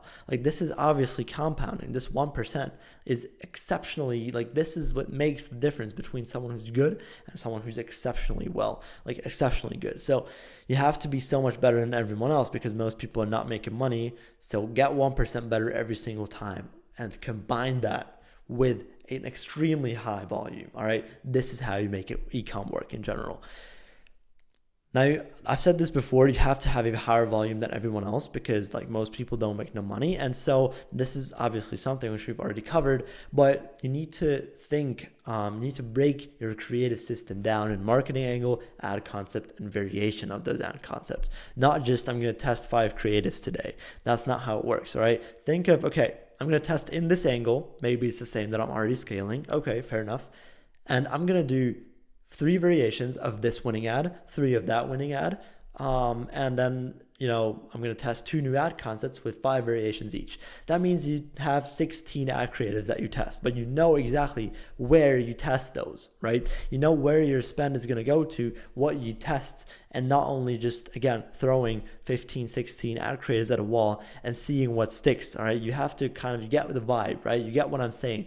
Track everything that you possibly can. This is what I'm trying to push here. That's the narrative that I'm trying to push, because you can truly measure how powerful or how good someone is by the amount of metrics you track. For example, same thing in sales. If you see someone, the only thing that they're tracking is their revenue or cash collected when they're selling, then that's probably not the best salesman ever. If you have someone who tracks their show rate, their close rate, if you have someone, that like tracks all these hundreds of different metrics that, actually play into sales, then that person is going to be so much better. And obviously, even if that person doesn't make a lot of money, trust me, in 100 days, in 100 months, let's say, he's going to be extremely good. All right, so much better than the guy who just tracks like the cash collected, because that guy isn't actually improving. He doesn't know what to improve on. Every time you track a metric, you know what to improve on, and that allows you this scale of being 1% better every single day. Because if you don't track anything, what are you improving? What are you becoming 1% better at? You have no idea what to improve on. So you're just guessing. And every time that you guess something in business, it's usually not going to work out. That's what I've found, at least. So you have to break your beliefs when it comes to volume. It's as simple as that. There's people doing 1,000,000 times more than you. There's people working 1,000 times harder than you, because work is outputs. So if you make $1,000 a month and someone makes $1,000,000 a month, then technically that person works 1,000 times harder than you do, even if you work every single hour of the day. So figure it out. All right, break your beliefs. Now, 3 creatives obviously doesn't work anymore. If you test a product with 3 creatives, why are you even asking yourself that it doesn't work? I'm not even gonna get too deep into that. But the only way to combat low leverage, which you have right now, is with extremely high volume. So as you know, work is volume times leverage. And so if you don't have leverage, which is skills, which is a team, all that kind of stuff, money, then you basically, the only option you have is you have a lot of volume. You have a lot of time right now if you don't make money, which means that the only way that you can beat someone, a competitor who does have a low leverage, is volume, by putting in 100 times as many reps than they do. And by doing that, you don't only beat that competitor, but you also increase your leverage, because you make some money, you maybe meet some people, your skills improve, and your leverage gets higher and higher. And then if you keep up the high volume, this is also something, again, which is going to compound, if that makes sense. And last but not least, do more. This is a ground principle. This is a basic principle, all right? I want you to tattoo this on your ass. Do more. Super important. When it comes to what exact skills to improve on, the fourth principle is that marketing is the main skill that you need to learn. And I know that in ecom, you need 100 different sub skills that all need to play together and kind of create a good overall marketer. However, if you just focus on marketing, if you just focus on learning how to speak to people and how to sell to people and how to understand an audience and actually fulfill a need for them, those people are typically the ones which are going to make money, not only in ecom, but in every single business there is out there. So of course you can focus like every single day on product research, on video editing, graphic design, on copywriting, making good offers. All these things are going to help you make money in ecom. But if you're good at marketing, that's basically all you need. If you're going to realize that marketing is the major skill, that if you have that, everything else just kind of falls into its place, right? And so everyone's focusing on the wrong shit. I see so many people like trying to pay for the next product research tool because they think that one's going to be a little bit better and that one's going to show me a little bit better products than last time. And so they try to like outsource these 1% improvements by thinking they have an input problem, by thinking they lack information, by thinking they lack strategy, by lacking tools. But it's not what you lack. You lack execution and you lack the actual skill. And so what I want you to understand in marketing, which is super important for ecom, is that there's different awareness stages, all right? There's a bunch of different stages that your audience can be in, and you have to understand who you speak to every time that you make a creative in order to know, first of all, how long that's going to scale and to make that scale in the first place. Because if you don't know this whole concept and narrative of awareness stages, then you're going to have a very hard time, first of all, creating cold-friendly offers and also ads towards people that are a little bit more unaware. So what most people are doing is they're just calling out a problem, if it's a problem-solving product, or if it's a clothing product or a very visual product, they just focus on the offer. That's all they do because that's all they can do. They don't understand how to actually market. They don't actually understand their target audience because they just rip what's working for other people this is something which you need to understand. If you just rip if you just take a ad concept or a hook basically one by one, but you edit it yourself, it's still a ripped ad. Like, come on. So awareness stages, there's most aware. Below that, there's product aware.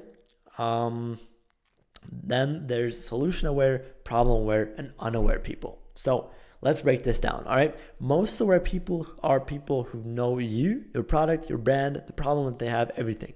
They just need a little bit of a discount to actually buy from you. That's most aware people. Below that are product aware people. Now, product aware people are people who know their problem, right? They know the solution. They even know the product that you're selling. However, they're looking at different competitors. So they're checking you out. They're checking out your competitors. They're checking out brands, they're selling it. So those people obviously going to be a little bit more, right? Every time you move down, there's going to be more people in the audiences, in the awareness stages. But you're going to realize like these people did a little bit of more marketing, obviously, than just most aware people who need like a discount or something. So below that, there's solution aware people. Solution aware people know their problem, right? They know they need to solve it, but they're looking at not only different competitors of a single product, but they're looking at different products that can solve those problems. So there's going to be even more people in that awareness stage. However, they're going to need much more marketing, because then you also need to tell, hey, I'm not only better than my competitor because of this and this, but you need to tell them, this product, my product, is better than the competitor's product because of this and this, right? So you need to do 2 steps, all right? And then below that, there's problem aware people. There's people that know their problem but have no idea how to solve it. Those people, you actually need to explain on how to solve that problem, how long it's going to take, what they're going to have to do, and then present your product. So that takes even more marketing. And then there's completely unaware people who don't even know that they lack something, they have a problem. Obviously, for those, you need to make extremely, like, you have to do a lot of good marketing in order to convert people that are unaware. And a lot of times what you're going to realize is those people won't impulse purchase anymore. So a lot of times, a lot of dropshippers really depend a lot on like impulse purchases and these very quick direct response marketing, which I'm going to talk about too. But a lot of people depend on like very fast purchases and very short attribution windows. But unaware people are people who maybe, see your ad sitting on the couch, right? Then they forget you, then they see it again, think it's cool, see another ad concept, see another, like a little bit of a more, argument, little discount. So might see a middle of funnel ad of yours, bottom of funnel, maybe save a screenshot. Then the next day they look at it again, they ask some friends, and then they might buy. So the attribution window of the more unaware someone is, the longer the attribution window of them first being in contact with your brand and actually giving you the credit card information is going to be longer. And this is also applicable for the more expensive you are. Obviously, the longer your attribution window is going to be. So you can never expect your attribution window to be 1 day click, 1 day view, impulse purchase if you sell something which has 3 digits up front and you are speaking to unaware people. Like you're crazy. All right. If you manage to do that, then you're a very good marketer. All right. So marketing is one-to-many sales. And what do I mean by that? Sales is just basically if you know how to influence people and if you know how to change people's behavior and help people make a decision. That is sales, right? And marketing is just the one-to-many version of sales. So if you know how to sell, chances are you're also going to have a smooth transition to the world of marketing. So might as well start at learning sales and then actually going ahead and learning marketing. That's a very good way. And I've seen a lot of people that, had prior sales experience making an income much more quickly, right? My old mentor had a sales job. I was doing sales before I got into ecom. One of my best friends, one of my students had an agency and was closing clients before he actually got into ecom. And, we made it. So the thing is, I see a very direct correlation in people knowing how to sell and actually people making it in ecom. Think about this, all right? So learn sales. By the way, sales is something which you're never gonna regret. Not even in business. If you learn how to sell, your entire life will be much easier.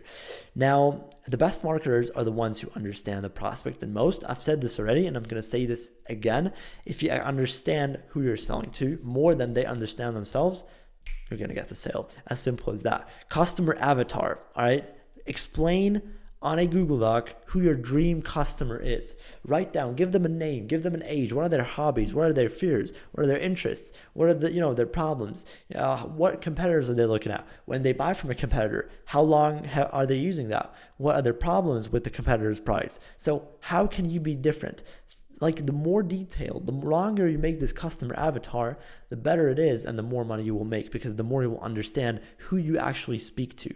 And so this is called direct response marketing. What I was saying before, impulse purchases, with direct response marketing, your goal is to trigger an immediate sale, an immediate reaction to seeing that ad. And so direct response means obviously that you show them something and they immediately respond to that. They immediately react, they immediately make a purchase. So I would, if you still want to consume content after watching this video, which would disappoint me very much, then I would not look for how to dropship in 7 days videos, but I would look for direct response videos. I would look for sales trainings. That's the kind of content that I would consume from now on if I were you. And you need to understand that video editing and graphic design are only vehicles to being a good marketer. So those are not the skills that are actually high leverage, because there are a lot of decent video editors out there. It's not super difficult to actually learn. Of course, if you're an amazing video editor, that's going to be a very hard skill. I'm not trying to downplay any good video editor or graphic designer. Like, there's fantastic ones with incredibly talented people there.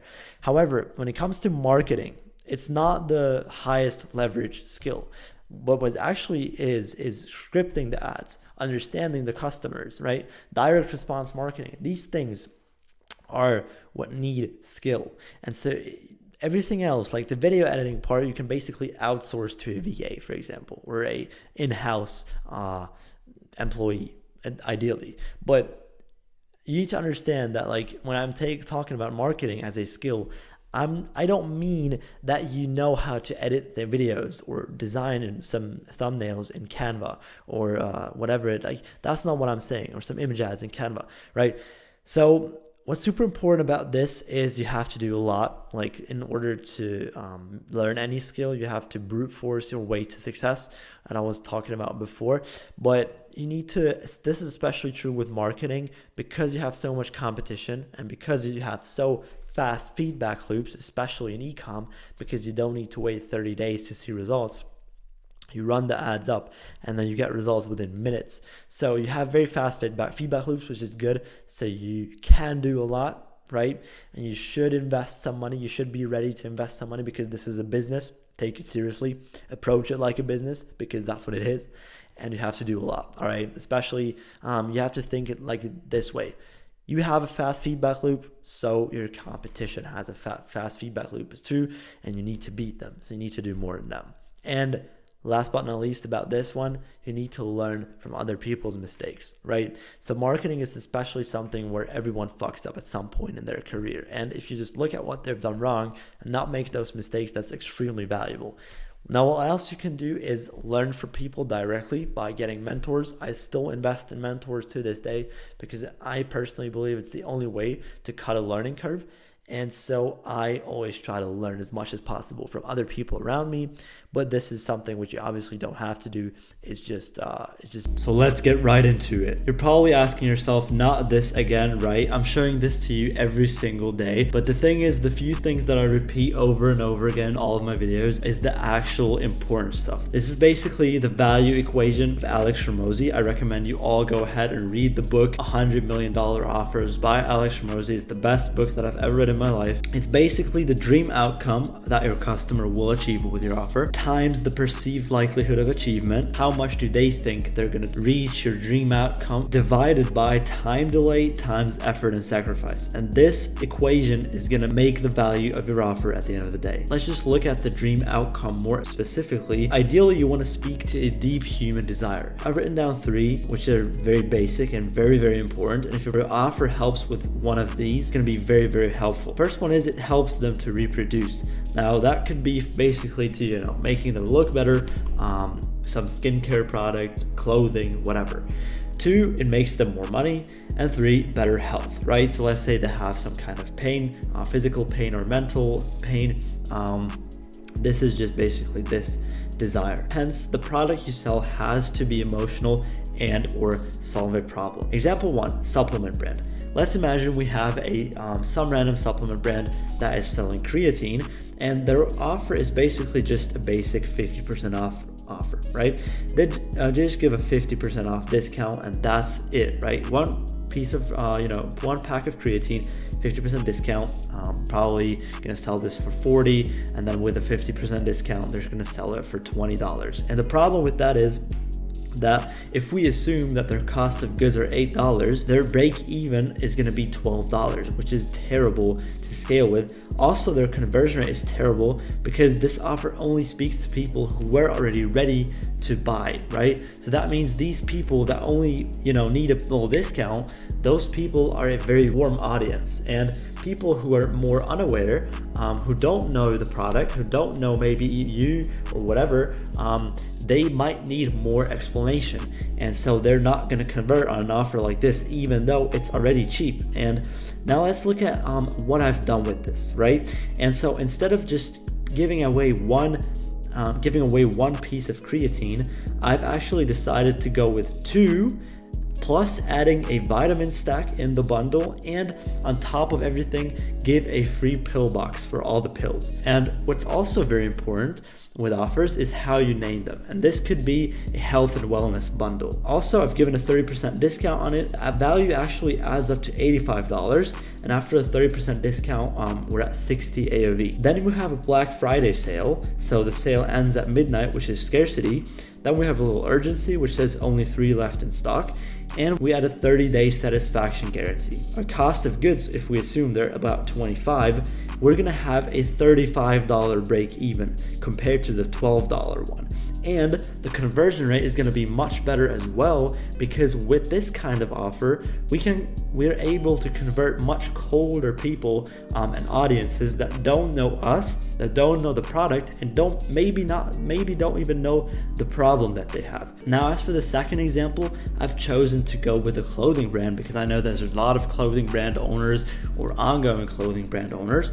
And instead of just selling one t-shirt for 50% off, again, let's say it's a very high quality t-shirt and they're selling it for 50 instead of 100. You would think, okay, 50, this is a luxury thing, it's gonna be very good. The problem with this is that the conversion rate is gonna be terrible because, again, this offer only speaks to people who were already, ready to buy our product. All the other people that don't know you, they're not gonna take this offer. Now, what can you do with this? Let's say the t-shirt comes in 3 colors. What you could do is call it a try all 3 colors pack. And basically, let's say it's black, white, and gray. You could give away all 3 colors in a single bundle and then give a 50% discount on it, which is gonna mean this offer costs $300, right? Because one t-shirt costs $100, and then after the discount, you're selling it for $150. And let's say Christmas sale, again, some scarcity, some urgency, some guarantee. And this time though, if we assume that, we're getting one t-shirt for about 20, we're actually able to have a $90 break-even point on this offer, which is insane. And it's gonna be so easy to scale with this. Also, the conversion rate is gonna be much better as more cold, unaware audiences are gonna convert because they can choose 3 because they get all the 3 colors. They know exactly, okay, if I take this offer, there's a higher chance that I'll actually be satisfied with my purchase because one of the 3 colors is gonna suit me. Maybe the one color that I have to decide with this offer is not gonna be the one that's gonna look the best on me, but with this, I can try all 3. For the third example, I've decided to go with a very tapped product, which is the push-up board, and offer before, basically, same thing again, basic discount, nothing special, one push-up board, and instead of 50, selling for 25. Realistically, you're not gonna be able to sell it for much more than this. However, we could go ahead and enter the market with a at-home workout beginner set, and it includes the push-up board, but also free resistance bands, and also a free workout plan ebook, so that beginners know exactly what they have to do. So they got push-up board, they can do exercises with resistance bands, and they get a whole free ebook on top of everything, which is just gonna boost the value of your offer so much more, right?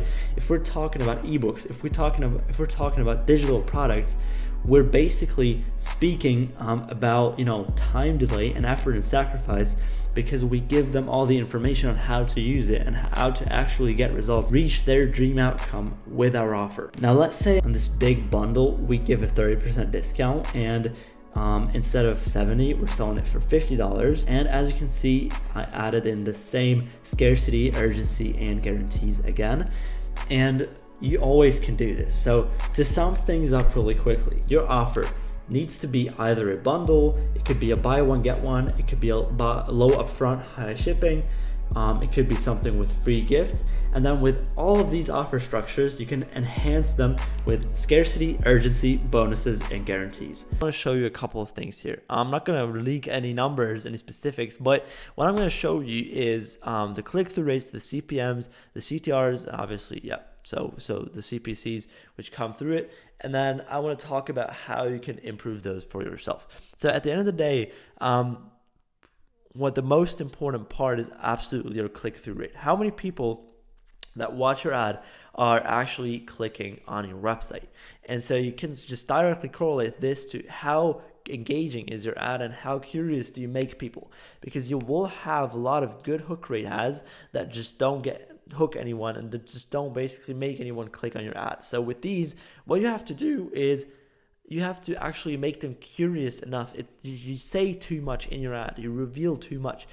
A good direct response ad creative just makes people curious enough to click, but nothing besides that, like no more than that. Okay, very important, right? So as you can see here, this one I've been scaling 1.58, 1.61. This one's actually super bad, but it's still performing. 1.55, 1.49, 2.20, 2.27. So it's not 2.74. It's not even that crazy, right? If I scroll down on the ones that I've turned off, you see a lot of very, very bad ones. I've tested a lot of creatives. This one's actually super interesting because this one has a very good CTR, but didn't perform for it because I turned it off. Look, the CPM was also super high on this one. So, I mean, as you can see, the average is probably like a 2.5% here, maybe even a little bit lower. So that's really what I've been working with, and it has been working super well for me. Okay, so this is what you need to understand. So at the end of the day, if I now go to a little bit to the right, and let's actually break down these metrics here, because I think they're super interesting as well. So hook rate, 25% video view, 50% video view, 75% hold rate, and conversion rate. These metrics here are super important to set up. And if you're watching this video and you don't look at these metrics on your Facebook ad manager and set them up right now, what the hell are you still doing on this video? Okay, you want to track all of these and you want to see where people are clicking off. So let's look at the first one, right? We have a 59.7% hook rate, which is insane. And that's exactly what I said. Like, you have to understand one thing. First 3 seconds of the video, people have terrible attention spans. I'm getting, with this ad set, 59.7% of people to watch the first 3 seconds. Like, if 100,000 people see this ad, 59,000 people watch the first 3 seconds. This is how you make money, okay? Hook rates all the way. Very important. Now, as you can see here, we have a huge drop off between hook rate and 25%. And that is because I'm selling a health product and my hook is completely different from the next clip, right? It's this good example for ugly ads, pretty profits. The hook has less, it's a very hard transition, right? There's no really a transition at all. So this is how I do it. And if you look at it, like, drop off is big, but it makes a lot of money. It converts. It makes like conversion rate is at like 8%. So 0.8 technically, but yeah. So same thing here, almost 50%, big drop off, right? Here we have a 35%, which I don't know. For me personally, it's not high enough. So I'm testing variations as we speak, making it better, right? But we do have better hold rate, for example, as up here, which is interesting, and a little bit better conversion rate too, right? So some ads will give you better conversion rates, better hold rates, better click-through rates, even though the hook rates are worse. Sometimes it's going to happen, okay? We have some image ads here which don't have any hook rates, right? Also converting very well. But the thing is, what I want to show you here is most of my hook rates. Let me actually scroll through here. You will see most of my hook rates being at around 50 to 60%, which is crazy for every single ad that I've tested. And whenever I see this at a product test, I know that, or I'm very confident that I can make this product work, right? And if I don't make it convert, then it's completely on me. It's my fault, right? So this is what I'm looking for. If you don't have 50 to 60% hook rates, then you're not there yet. And it's going to be increasingly super, super, super difficult to actually scale with hook rates that are worse or less than 50% basically. Very hard to do. And especially, like I said before, since CPMs are skyrocketing, CPMs are inflating right now, it's never going to get easier. So probably next year, I'm going to tell you, hey, you need like 65% hook rates.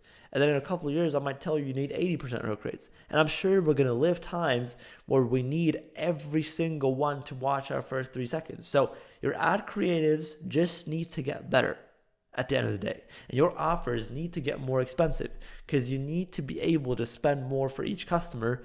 That's how you combat CPMs, right? So if I see an ad like this that has a 60% hook rate, what do? Well, I let it run for a couple days. Don't touch it the first couple days, obviously, if it has good metrics.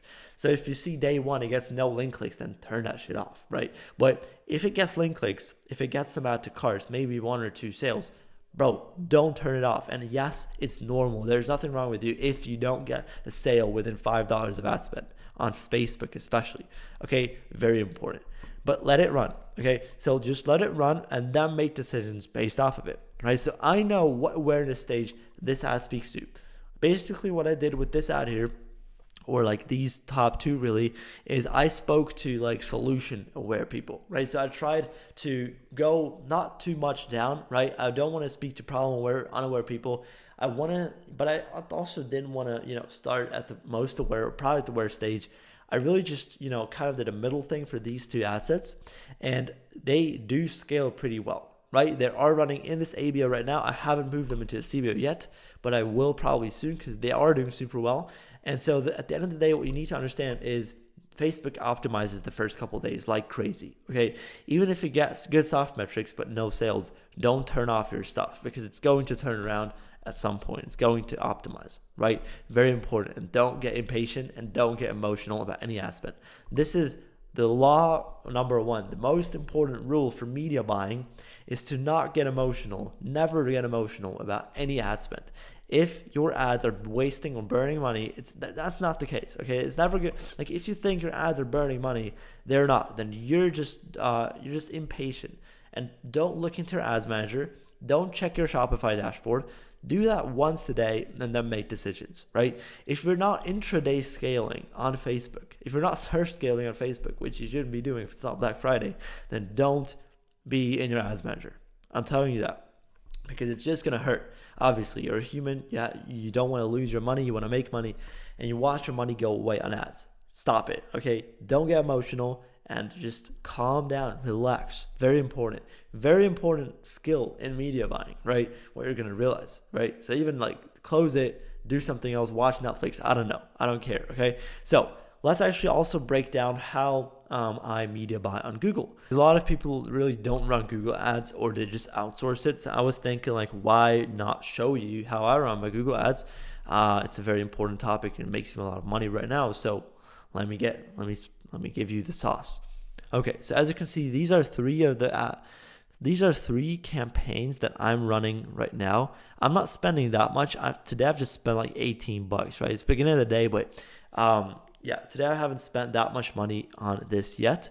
So I have 3 different campaigns here, right? This one I've turned off, was unprofitable for me. You need basically 3 types of campaigns, right? You need a brand search campaign, you need a competitor search campaign, and then you need a keyword problem solution, right? Problem aware, solution aware campaign, right? These are the search campaigns that you need. Now, I'm not going to show you any shopping campaigns or basically PMAX because on this product I don't have any yet, okay? So I'm just going to show you the search campaigns that I have on, how to analyze them, how to make decisions. So very first thing about Google Ads is they don't start spending until you get awareness on that keyword, which means it takes like 72 hours until a search campaign starts spending. Completely normal. Don't start stressing if it doesn't spend. It will take its time. And especially very important is you pay for clicks, right? On any other ad platform, basically, you pay for impressions, which means you pay for people to see your ad. What happens then is not Facebook's business, okay? So it's your job to make your creative good enough to make people click. It's completely different on Google. On Google, you pay for clicks. So that means if you're not getting any clicks, then you're not paying a single dollar, which is pretty cool, right? You would think that's guaranteed money. Well, it's not, because the keywords have extreme differences and fluctuations when it comes to, okay, are they converting or are they just giving me shit traffic? So the very first step that I would do is a brand search campaign. A brand search campaign is just a campaign which the only keyword it has is your brand name, obviously, like the name says. And then obviously, if you don't have any search volume on that keyword, which means if you're not running any other ad platform that's actively buying you market share, then that campaign is not going to spend at all. So you need to get awareness first on that campaign to start spending money on Google. That's the very first thing I would do. After a couple $100 to spend on Facebook, you will start this campaign start spending too. So then you need a competitor search campaign. Competitor search campaigns are campaigns that basically the same thing like a brand search. You just put the names of competitors in there, right? That's what you do. So obviously you're getting traffic that from your competitors, right, which is pretty cool, but you're going to realize some keywords, some competitors are much more profitable than others. So this is like a week of a testing phase. Then you turn off unprofitable keywords and then actually just increase the budgets on the ones which have good profitability, right? Good conversion rates at the end of the day, and like low CPCs. And what you're going to realize also is you're going to pay for each click, right? The lower down you go on the awareness stages, right? So if you're at most aware, that's going to be the most important click at all, because those people are super hot. Those people want to buy already.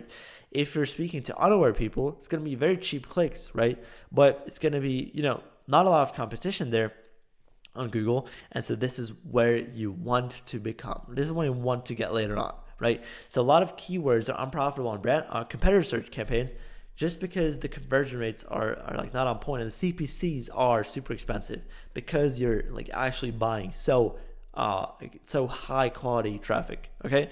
And then the third search campaign that I have is a problem solution, or like a problem aware solution aware type of search campaign.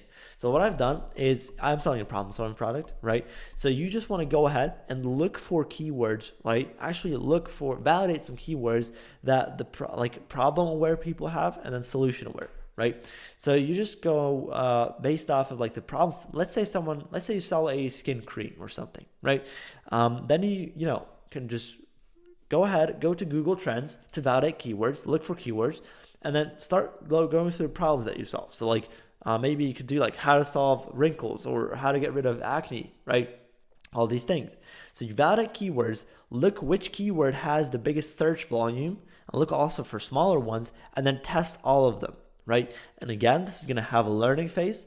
A lot of them are going to be unprofitable. After a week, turn off the unprofitable ones and then scale up the profitable ones. This is really how you scale on Google. Now, what we're going to do after this on Google, which I'm working on right now, is shopping and performance max. So two things about these, right? First thing, shopping campaigns are very powerful, and a lot of Google ad accounts have like 80% of their spend on shopping campaigns. What's super important about this is that you need good images for that, right? And you need to optimize your title, because at a shopping campaign, that's the thing, when you Google something up and at the very top there's these pictures of the product, right? That's shopping, right? So that's Google Shopping. And just so you know, obviously, what would you click on, right? You would click on a very cool image, so something which just looks very appealing. You would not click on a normal white background boring product, which is like the fifth listing on Google Shopping. If it looks boring and you don't spend a lot of money on it, you will not get any good traffic at all. So you need a very good creative. I mean, at the end of the day, it is a creative. It's an image ad, basically, more or less. And you need to optimize your title with keywords. So you can't enter any keywords in there, but you have to actually go ahead and optimize your title in a way of that people want to click on it. And so this is really where it needs to get interesting when it comes to creating the same product multiple times on Shopify, so that you just use those products onto your shopping campaigns, right? Very important. Now, the last thing is the performance max. Very powerful campaign type, and that's also something which a lot of ad accounts only have that, right? They don't have any search campaigns. Maybe even don't have any shopping campaigns. So what a Performance Max campaign is, it's kind of like an all-in-one solution from Google, right? It's a pretty new campaign type, and they've kind of created that to basically make Google Ads accessible and as easy as possible to everyone. Kind of like Facebook wanted to do it with Advantage Plus, kind of failed, but Google Performance Max is actually super powerful. However, right, a little bit too powerful, because sometimes this is something which I experienced, when I launched a Performance Max campaign on Google, there's something that happens which is called cannibalism, right? Basically, it started eating up all my other campaigns. And so they stopped getting spend, or they stopped performing after all. Because at the end of the day, Performance Max will also include all the search keywords like your brand name and everything, but also the shopping and even creatives on YouTube ads, for example. So if you have this happen, what I did, or what I'm working on right now, is you make a super expensive offer, a bundle, right? A super expensive bundle, which is completely different from your main product, right? You bundle it up with a bunch of different products and make specific creatives and only launch a PMax for that bundle, right? For that expensive offer. When you do that, you will realize that it's not going to happen, that you have this like cannibalism on your ad account. And that's very important. Advertorial looks like a blog, like very boring looking. Like if you saw it, if I'm going to ever reveal it, it's very boring. It's nothing crazy. It's nothing special. So I used my copywriting skills and my marketing skills of understanding these awareness stages to build that advertorial. I didn't use ChatGPT, and that's what I also would like to tell you guys, that this is very important to not use ChatGPT for any copy, because copywriting is something which still is a job which people pay millions of dollars for. So at the end of the day, copywriting is very important, and ChatGPT cannot, use emotional copy with awareness stages and all these kind of things. It can't do that. All right. So how much you want to try, you're always going to end up with some ChatGPT text that someone who's actually genuinely interested is going to realize that has not been written by a human being. So we're not at that level yet. Maybe in the future, it's actually going to replace some of the, lower level copywriters. I'm not a copywriter myself, by the way. I just, use my marketing fundamentals, or what I've learned so far to basically write this. What I did was basically on the very first paragraph, so like I structured in like 5-6 paragraphs. And every paragraph was one awareness stage. So on the top, I wrote something for unaware people, right? So I created a problem. I talked about, so I was like, the blog is basically written by someone who had this issue that I'm solving with my offer. And so what happened to her, right? So that should grab the attention of unaware people. Now, then I have a call to action button. Basically below that, I have a paragraph which is for problem aware people. So for people who are aware of the problem, who do maybe thinking about like, should I solve it or not, then I have something for those, right? Picture also always like a lot of media in there, call to action. Next paragraph was for solution aware people. So people who wanted to actively solve the problem. We're looking and comparing different solutions. How can I solve these problems? Basically, I was explaining why my product was better than all the other products for this problem. All right. Then I, obviously call to action. Next paragraph was for product aware people. So people that already decided they wanted to get this product. However, they were looking at different competitors, maybe looking at the best price, whatever. I was explaining why my version, or why I am the best competitor for this product. Call to action. And then most aware. So most aware just mentioned, by the way, they have a discount right now, blah, blah. And then actually another last call to action. And that's how I kind of spoke to every single awareness stage. And that's why it's working. That's why this is converting, because it doesn't matter if people click after the first call to action button or after the last one, they still all get to the same product page at the end of the day, and they're super warm up. And by the way, that's also the reason why I was able to get conversion rates like this. All right, because this is just what I did. And like at the end of the day, you should always ask yourself, if you see a product that you want to sell, how can you be so different from everyone else? And so I just did an advertorial, right? Most people don't do this. Like, this is something which is very unheard of or uncommon, fortunately, because, obviously this is going to get like saturated too in a while, but there's always going to be things like this which people are not really understanding, and most people are just trying to, compete on price. Whereas I had an offer which is pretty expensive if you saw my cost of goods. Like, this is, just to make this clear, this is a buy one get one free offer. All right, so I was selling a buy one get one free for 30 versus 40. Obviously, I split up an offer split test before testing the product, and so I had a buy one get one free, and one piece of this product cost me $5. It cost me $5, so in total like 10, right? So here I have a $20 margin, and here I have a $30 margin. And I actually realized now that like this has converted a lot better and actually got me a higher revenue per visitor, lower price one, which is crazy. So yeah, I made like 40 ads. Obviously, if I was in a budget, then I wouldn't have done this, because at the end of the day, if you are more of a budget and like not really have a lot of money to invest on ads, you really need to be sure that what you test works, then I would focus probably not in the first place on Facebook ads, because it's very expensive to test on here. But not even that. Mostly what I think is what people do wrong is that they get into ecom if they don't have money in the first place. I've seen it around, like, unfortunately, thousands of times, and it's just not something that I feel comfortable doing anymore. I don't feel comfortable telling people that don't have a lot of, or don't have like at least some active income and also a little bit saved up, a couple thousand, to get into ecom, because it's just unrealistic nowadays. All right, even if you do get a mentor. So whatever it is, I made 40 ads, and obviously, yes, this is a lot, but I just know volume negates luck, and I've always been the guy that like in the Discord servers who test the most amount of ads. Right, I always just like, whenever I tell people how many ads I tested for the price that I ran, I was like, what? So I mean, like the first winner that I had, I think, like, well, not the first one, the second winner that I had, I tested like 20 ads on TikTok too. So it was a lot. And then everyone's like, what, 20 ads? But I just know that, it doesn't take me a lot of time to obviously make these ads, especially when it's like some variations. And yes, that's how you want to find only one, and ultimately you need only one ad concept, one ad variation that works for you, and that you can already scale up. So you just need one, and obviously the more you make, the more you win. So you just got to figure out your hit rate and then test accordingly. So if you don't know your hit rate, then test some creatives now and figure it out, because this is super important.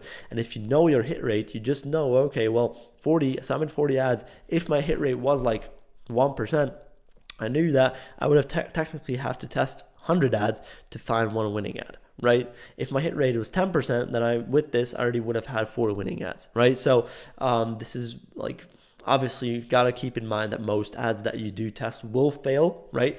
This is something which I still don't see a lot of people talking about. Most ads fail, even if you're a good marketer, even if you're an experienced dropshipper, if you have been in ecom, most ads, most products, most landing pages, most things do fail. Even if this is the first product that I'm testing this year, right? This is not realistic, because if you actually are testing products actively and you cannot wait months to, oh, this is pretty cool, I'm going to test this. If you actually do need a product, most things are going to fail. And so don't let that, even the best marketers, like, they do test 2 products a week to find a winner soon, right? So you should still have high volume and high expectations, high standards for testing stuff, and never let yourself get fooled by these videos when I'm telling you this is the first product I tested this year and it works. This is nothing. Like, this is obviously, the only reason for that is that I'm running my own brand. If I showed you my ad account on my own brand, you would laugh at me, because I tested so many creatives there which didn't work. And even here, like, I turned most of these off already. If you look at these, right?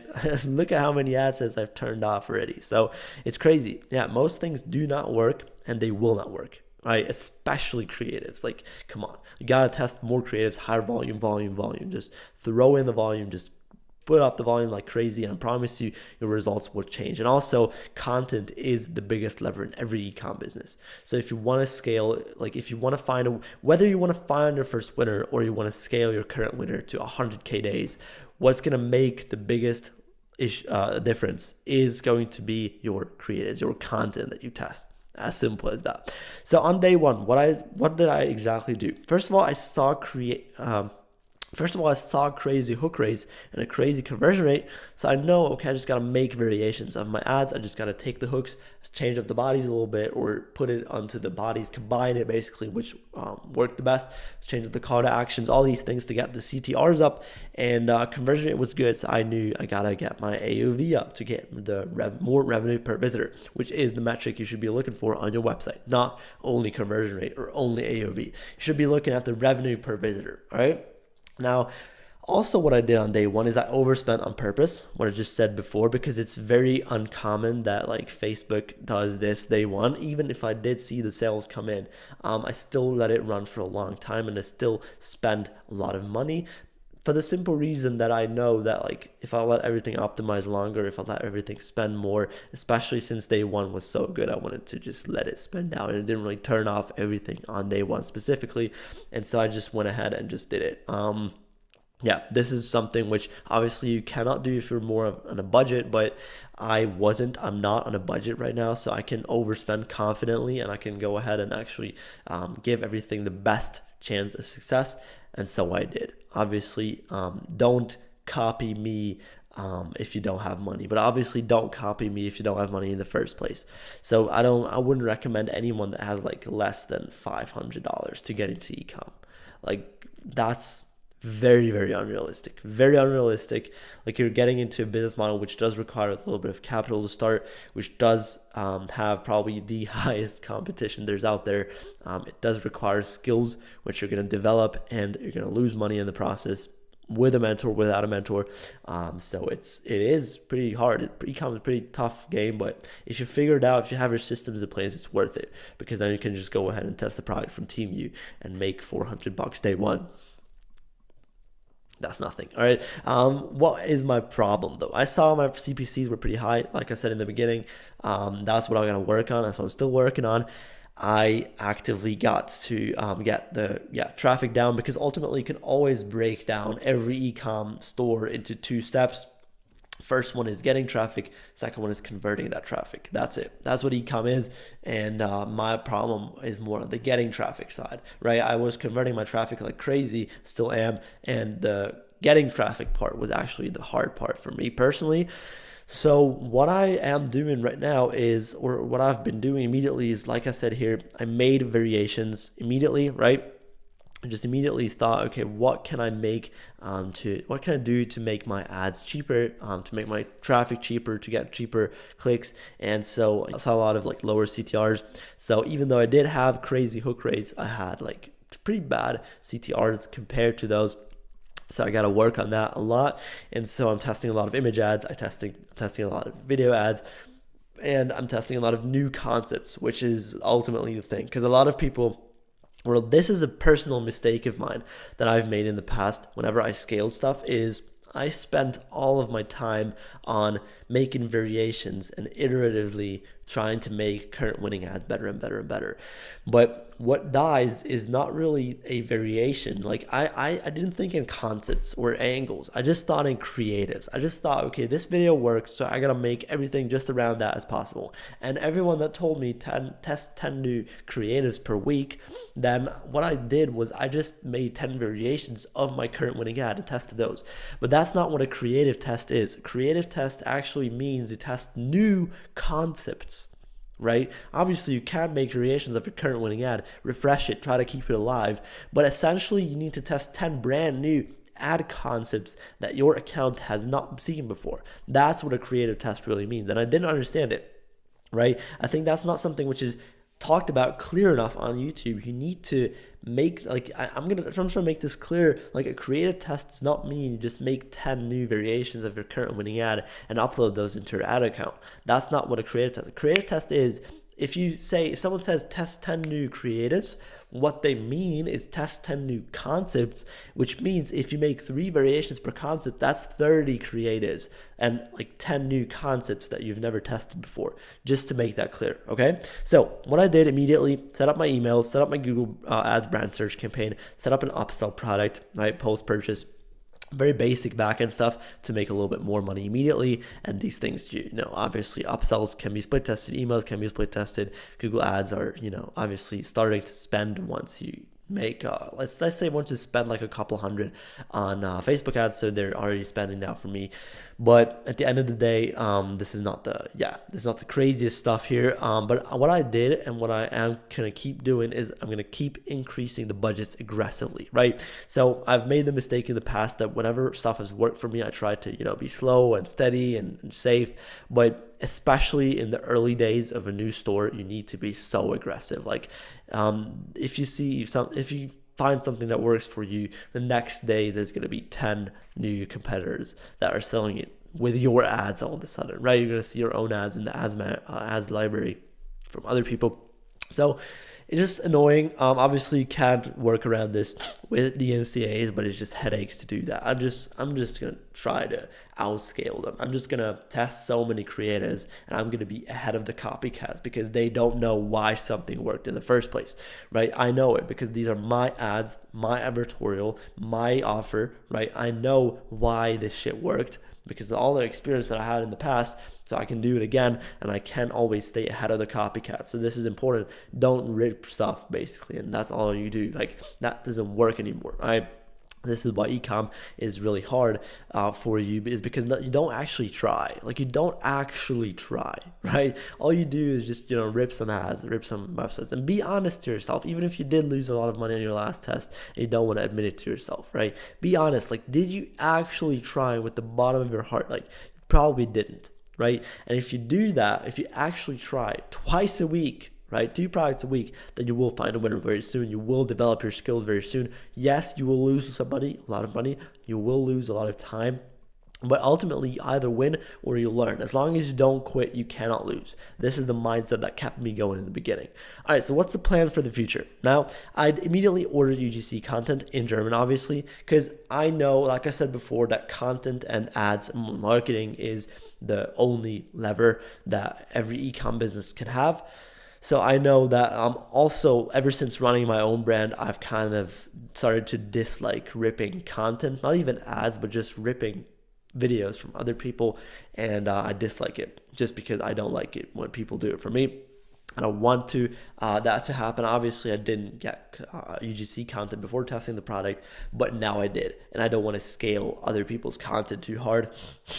So what I did now is I ordered UGC content, and that's super important, right? So whenever something works, just get as much content as possible, because again, content, especially one without text of competition, is going to be like the biggest lever. I already have my creators that I work with, so you just gotta find some creators that always work for you, that you feel comfortable paying the price for. I wouldn't recommend really going immediately with some of these UGC agencies or like these platforms that keep like $100 and then a creator gets 50 and you get the video for 150. Like, that's way too expensive for you and for the creator. Like, I would immediately, what I would do, I would make a job post on Twitter. I would look on Instagram.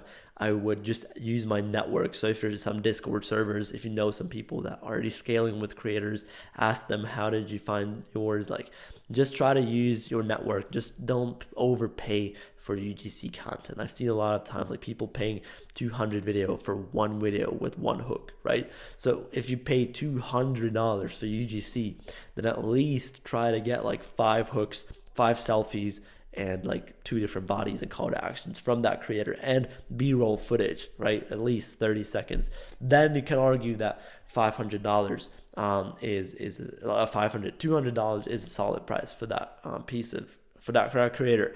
However, also, like, on the other end, I'll see a lot of people underpaying creators. So if they're like $25 a video, which is ridiculous, it's very low. So if always keep in mind, if you're paying $25 for UGC, you're getting a $25 video, right? So it's probably not going to be the highest quality video, and it's quality and quantity. If you source content, that's super important. And so I want you to go ahead and think about, okay, who can I work with? Who is the best creator? Who basically worked for other people in the past, who works for me, who has the most professional portfolio, and then pay them accordingly. Don't just pay everyone the same price, right? Okay, then I'm going to scale aggressively. Like I said before, this is very important. I'm going to attempt to, be extremely hard scaling even if my ROAS drops, because I know that like if I keep, pumping in new creatives constantly, new concepts, I will find new winners. And then once I do find new winners, I'm gonna group them up into a CBO and just scale that CBO to the moon. Right now, I only have this one campaign, by the way. I still have only this one ABO. You don't really need crazy lot of campaigns that you need to isolate, and you need to 5 CBOs and 10 ABOs. No, what you need is a creative testing campaign. And then once you have like 5 to 6 winning ads, you just group them all up and isolate them into a CBO. And then you're going to realize still only one of those creators is going to get all the spend, right? Majority of the spend is going to still go to that one thing. So that's very important to look at. And so that's why I would like you to that's how I like to do the thing. Also, testing 10 new concepts a week. That's what I just said. 10 new concepts is not just 10 new variations of your current winning ad, but 10 new concepts with 3 variations each that your ad account has never seen before. This is what works if you do this per week, right? And obviously, I'm going to increase this number here. So I'm not going to leave it at 10. Obviously, once I'm at like 10K days or whatever, I'm going to make this up to probably 20, 30, 40, 50, according to my hit rates. Obviously, I'm thinking like my hit rate's going to constantly improve. So yeah, got to prepare for that, and probably hire maybe 1 people for this store specifically, potentially, if I want to brand this in the future. I don't really think so, but maybe. Okay. And then also I'm going to split test like crazy to get my revenue per visitor up. So with split testing, I specifically talk about the website, and I'm working on my revenue per visitor, even if it's already not that bad. However, I'm trying to get it up to like $6, $7, $8, right? So I'm trying to really get it up extremely high. I'm trying to be very profitable because of VAT and all these bullshit things. However, if you get your revenue per visitor up like this, and obviously I do see potential in this, then that's why I'm going to keep testing, keep scaling this product, just because I know that like obviously my revenue per visitor is really like my conversion is really high now. My AOV is not bad. So I know that like I can, if I split test my offer structure, which is going to be the biggest lever, obviously the website, but if I do just split test other shit as well, like my copy or my advertorial, maybe even try sending people immediately to a product page. I haven't even tried that yet. So yeah, I'm going to split test as much as possible. I'm going to keep you guys updated. The next topic that I want to cover in this video is media buying. And media buying is basically just how you run your ads. And I see people over stressing this a lot. Basically, you only need 2 campaign types. You need a testing campaign, you need a scaling campaign. And that's it. You don't need a million campaigns. You don't need to do the craziest super lookalike structures. Nothing like that. You only need 2 campaigns. You need a testing campaign and a scaling campaign. It doesn't matter if it's ABO. It doesn't matter if it's CBO. It doesn't matter if it's Advantage Plus. It doesn't matter what kind of stuff you do on your ad account, because the ad platforms have the goal of making their stuff so easy to use that every XYZ from the street is going to be able to run ads in a couple of years. Their Facebook, for example, is removing interest every single day. Check your ad account and check some interest. They're already every week there's less and less interest, literally. So they're removing interests. They're removing your ability to target on the ad group level, and actually all of the work is going to be done on your creatives. This is it. If you have good creatives, right, and I want you to really believe me and understand this, right, good creatives work in an ABO, good creatives do work in a CBO, good creatives work in any kind of campaign type with a cost cap, with this and that. Good creatives work everywhere. And at the end of the day, you only need 1 campaign. I prefer ABOs because I like to give every single creative the same chance of success. However, you can test with whatever you want. If you had good creatives and a good product market fit, right, winning product, then you're gonna make a fuck ton of money. And it doesn't matter at all what kind of campaign structure you use, because again, the future of running ads is going to be that the ad platforms are going to make it 1,000,000 times easier for everyone to run ads, and the algorithms get better and better and better, and so the best creatives are going to perform the best, right? Not some weird retargeting stuff, Nothing with the pixel and the audience manager, nothing like that. It's only going to be your ad creatives, only that, nothing else, trust me. And so that's what I would put my focus on. Now, media buying gets important once you're at a very high scale, because there's strategies that can get you from a couple thousand a day to extremely high numbers. And I'm not going to get into that too deeply. However, what you can imagine is that if you actually then get to a point when you need to hire media buyers, those people are obviously not going to, just upload new creatives into your ad account and then launch new testing campaigns, because that's something which you can do as well. A very good media buyer is someone who knows how to search scale, for example, also on Facebook, knows how to downscale it properly, understands every metric, and can really quickly make decisions. That's a skill of a good media buyer. However, if you don't make a lot of money right now, if you're not at 10K days right now, you don't need to focus on media buying, how to run your ads. That's bullshit. Just have a normal campaign, watch a YouTube tutorial of how to set up an ad campaign. I guarantee you there's a gazillion out there, and just execute it. Just do it, try, and then track every metric, set up your custom columns, all that kind of stuff, right? So that you actually see how good your creatives are. And then put all of your time and effort into making creatives, which are super good. Because I'm going to say this again, it doesn't matter how shit your pixel is, how unlucky or cooled down, not warmed up your ad account is, how such a weird how weird of a campaign structure you use. If you do everything wrong in media buying, but you have 10 out of 10 creatives, combine that with product market fit, then you're gonna make a shit ton of money. You're gonna print money, I promise you. And if everything is perfect on media buying, but your creatives are ass, then you're gonna make zero. Super important. This is the future, all right? If you actually think that media buying is an important part, then you, my friend, live in 2016 and probably purchased some guru video course that dropshipped back 10 years ago and now has no idea what they're doing. By the way, that's also the reason why I highly not recommend you to get video courses, because they don't work, they don't function, all right? You need individual help. You need a one-on-one coaching. You don't need a video course, trust me. You know all the strategies. This is also something which I want to talk about in this video. Most of you guys already have enough information. You just want to get another extra 1% of information. But why?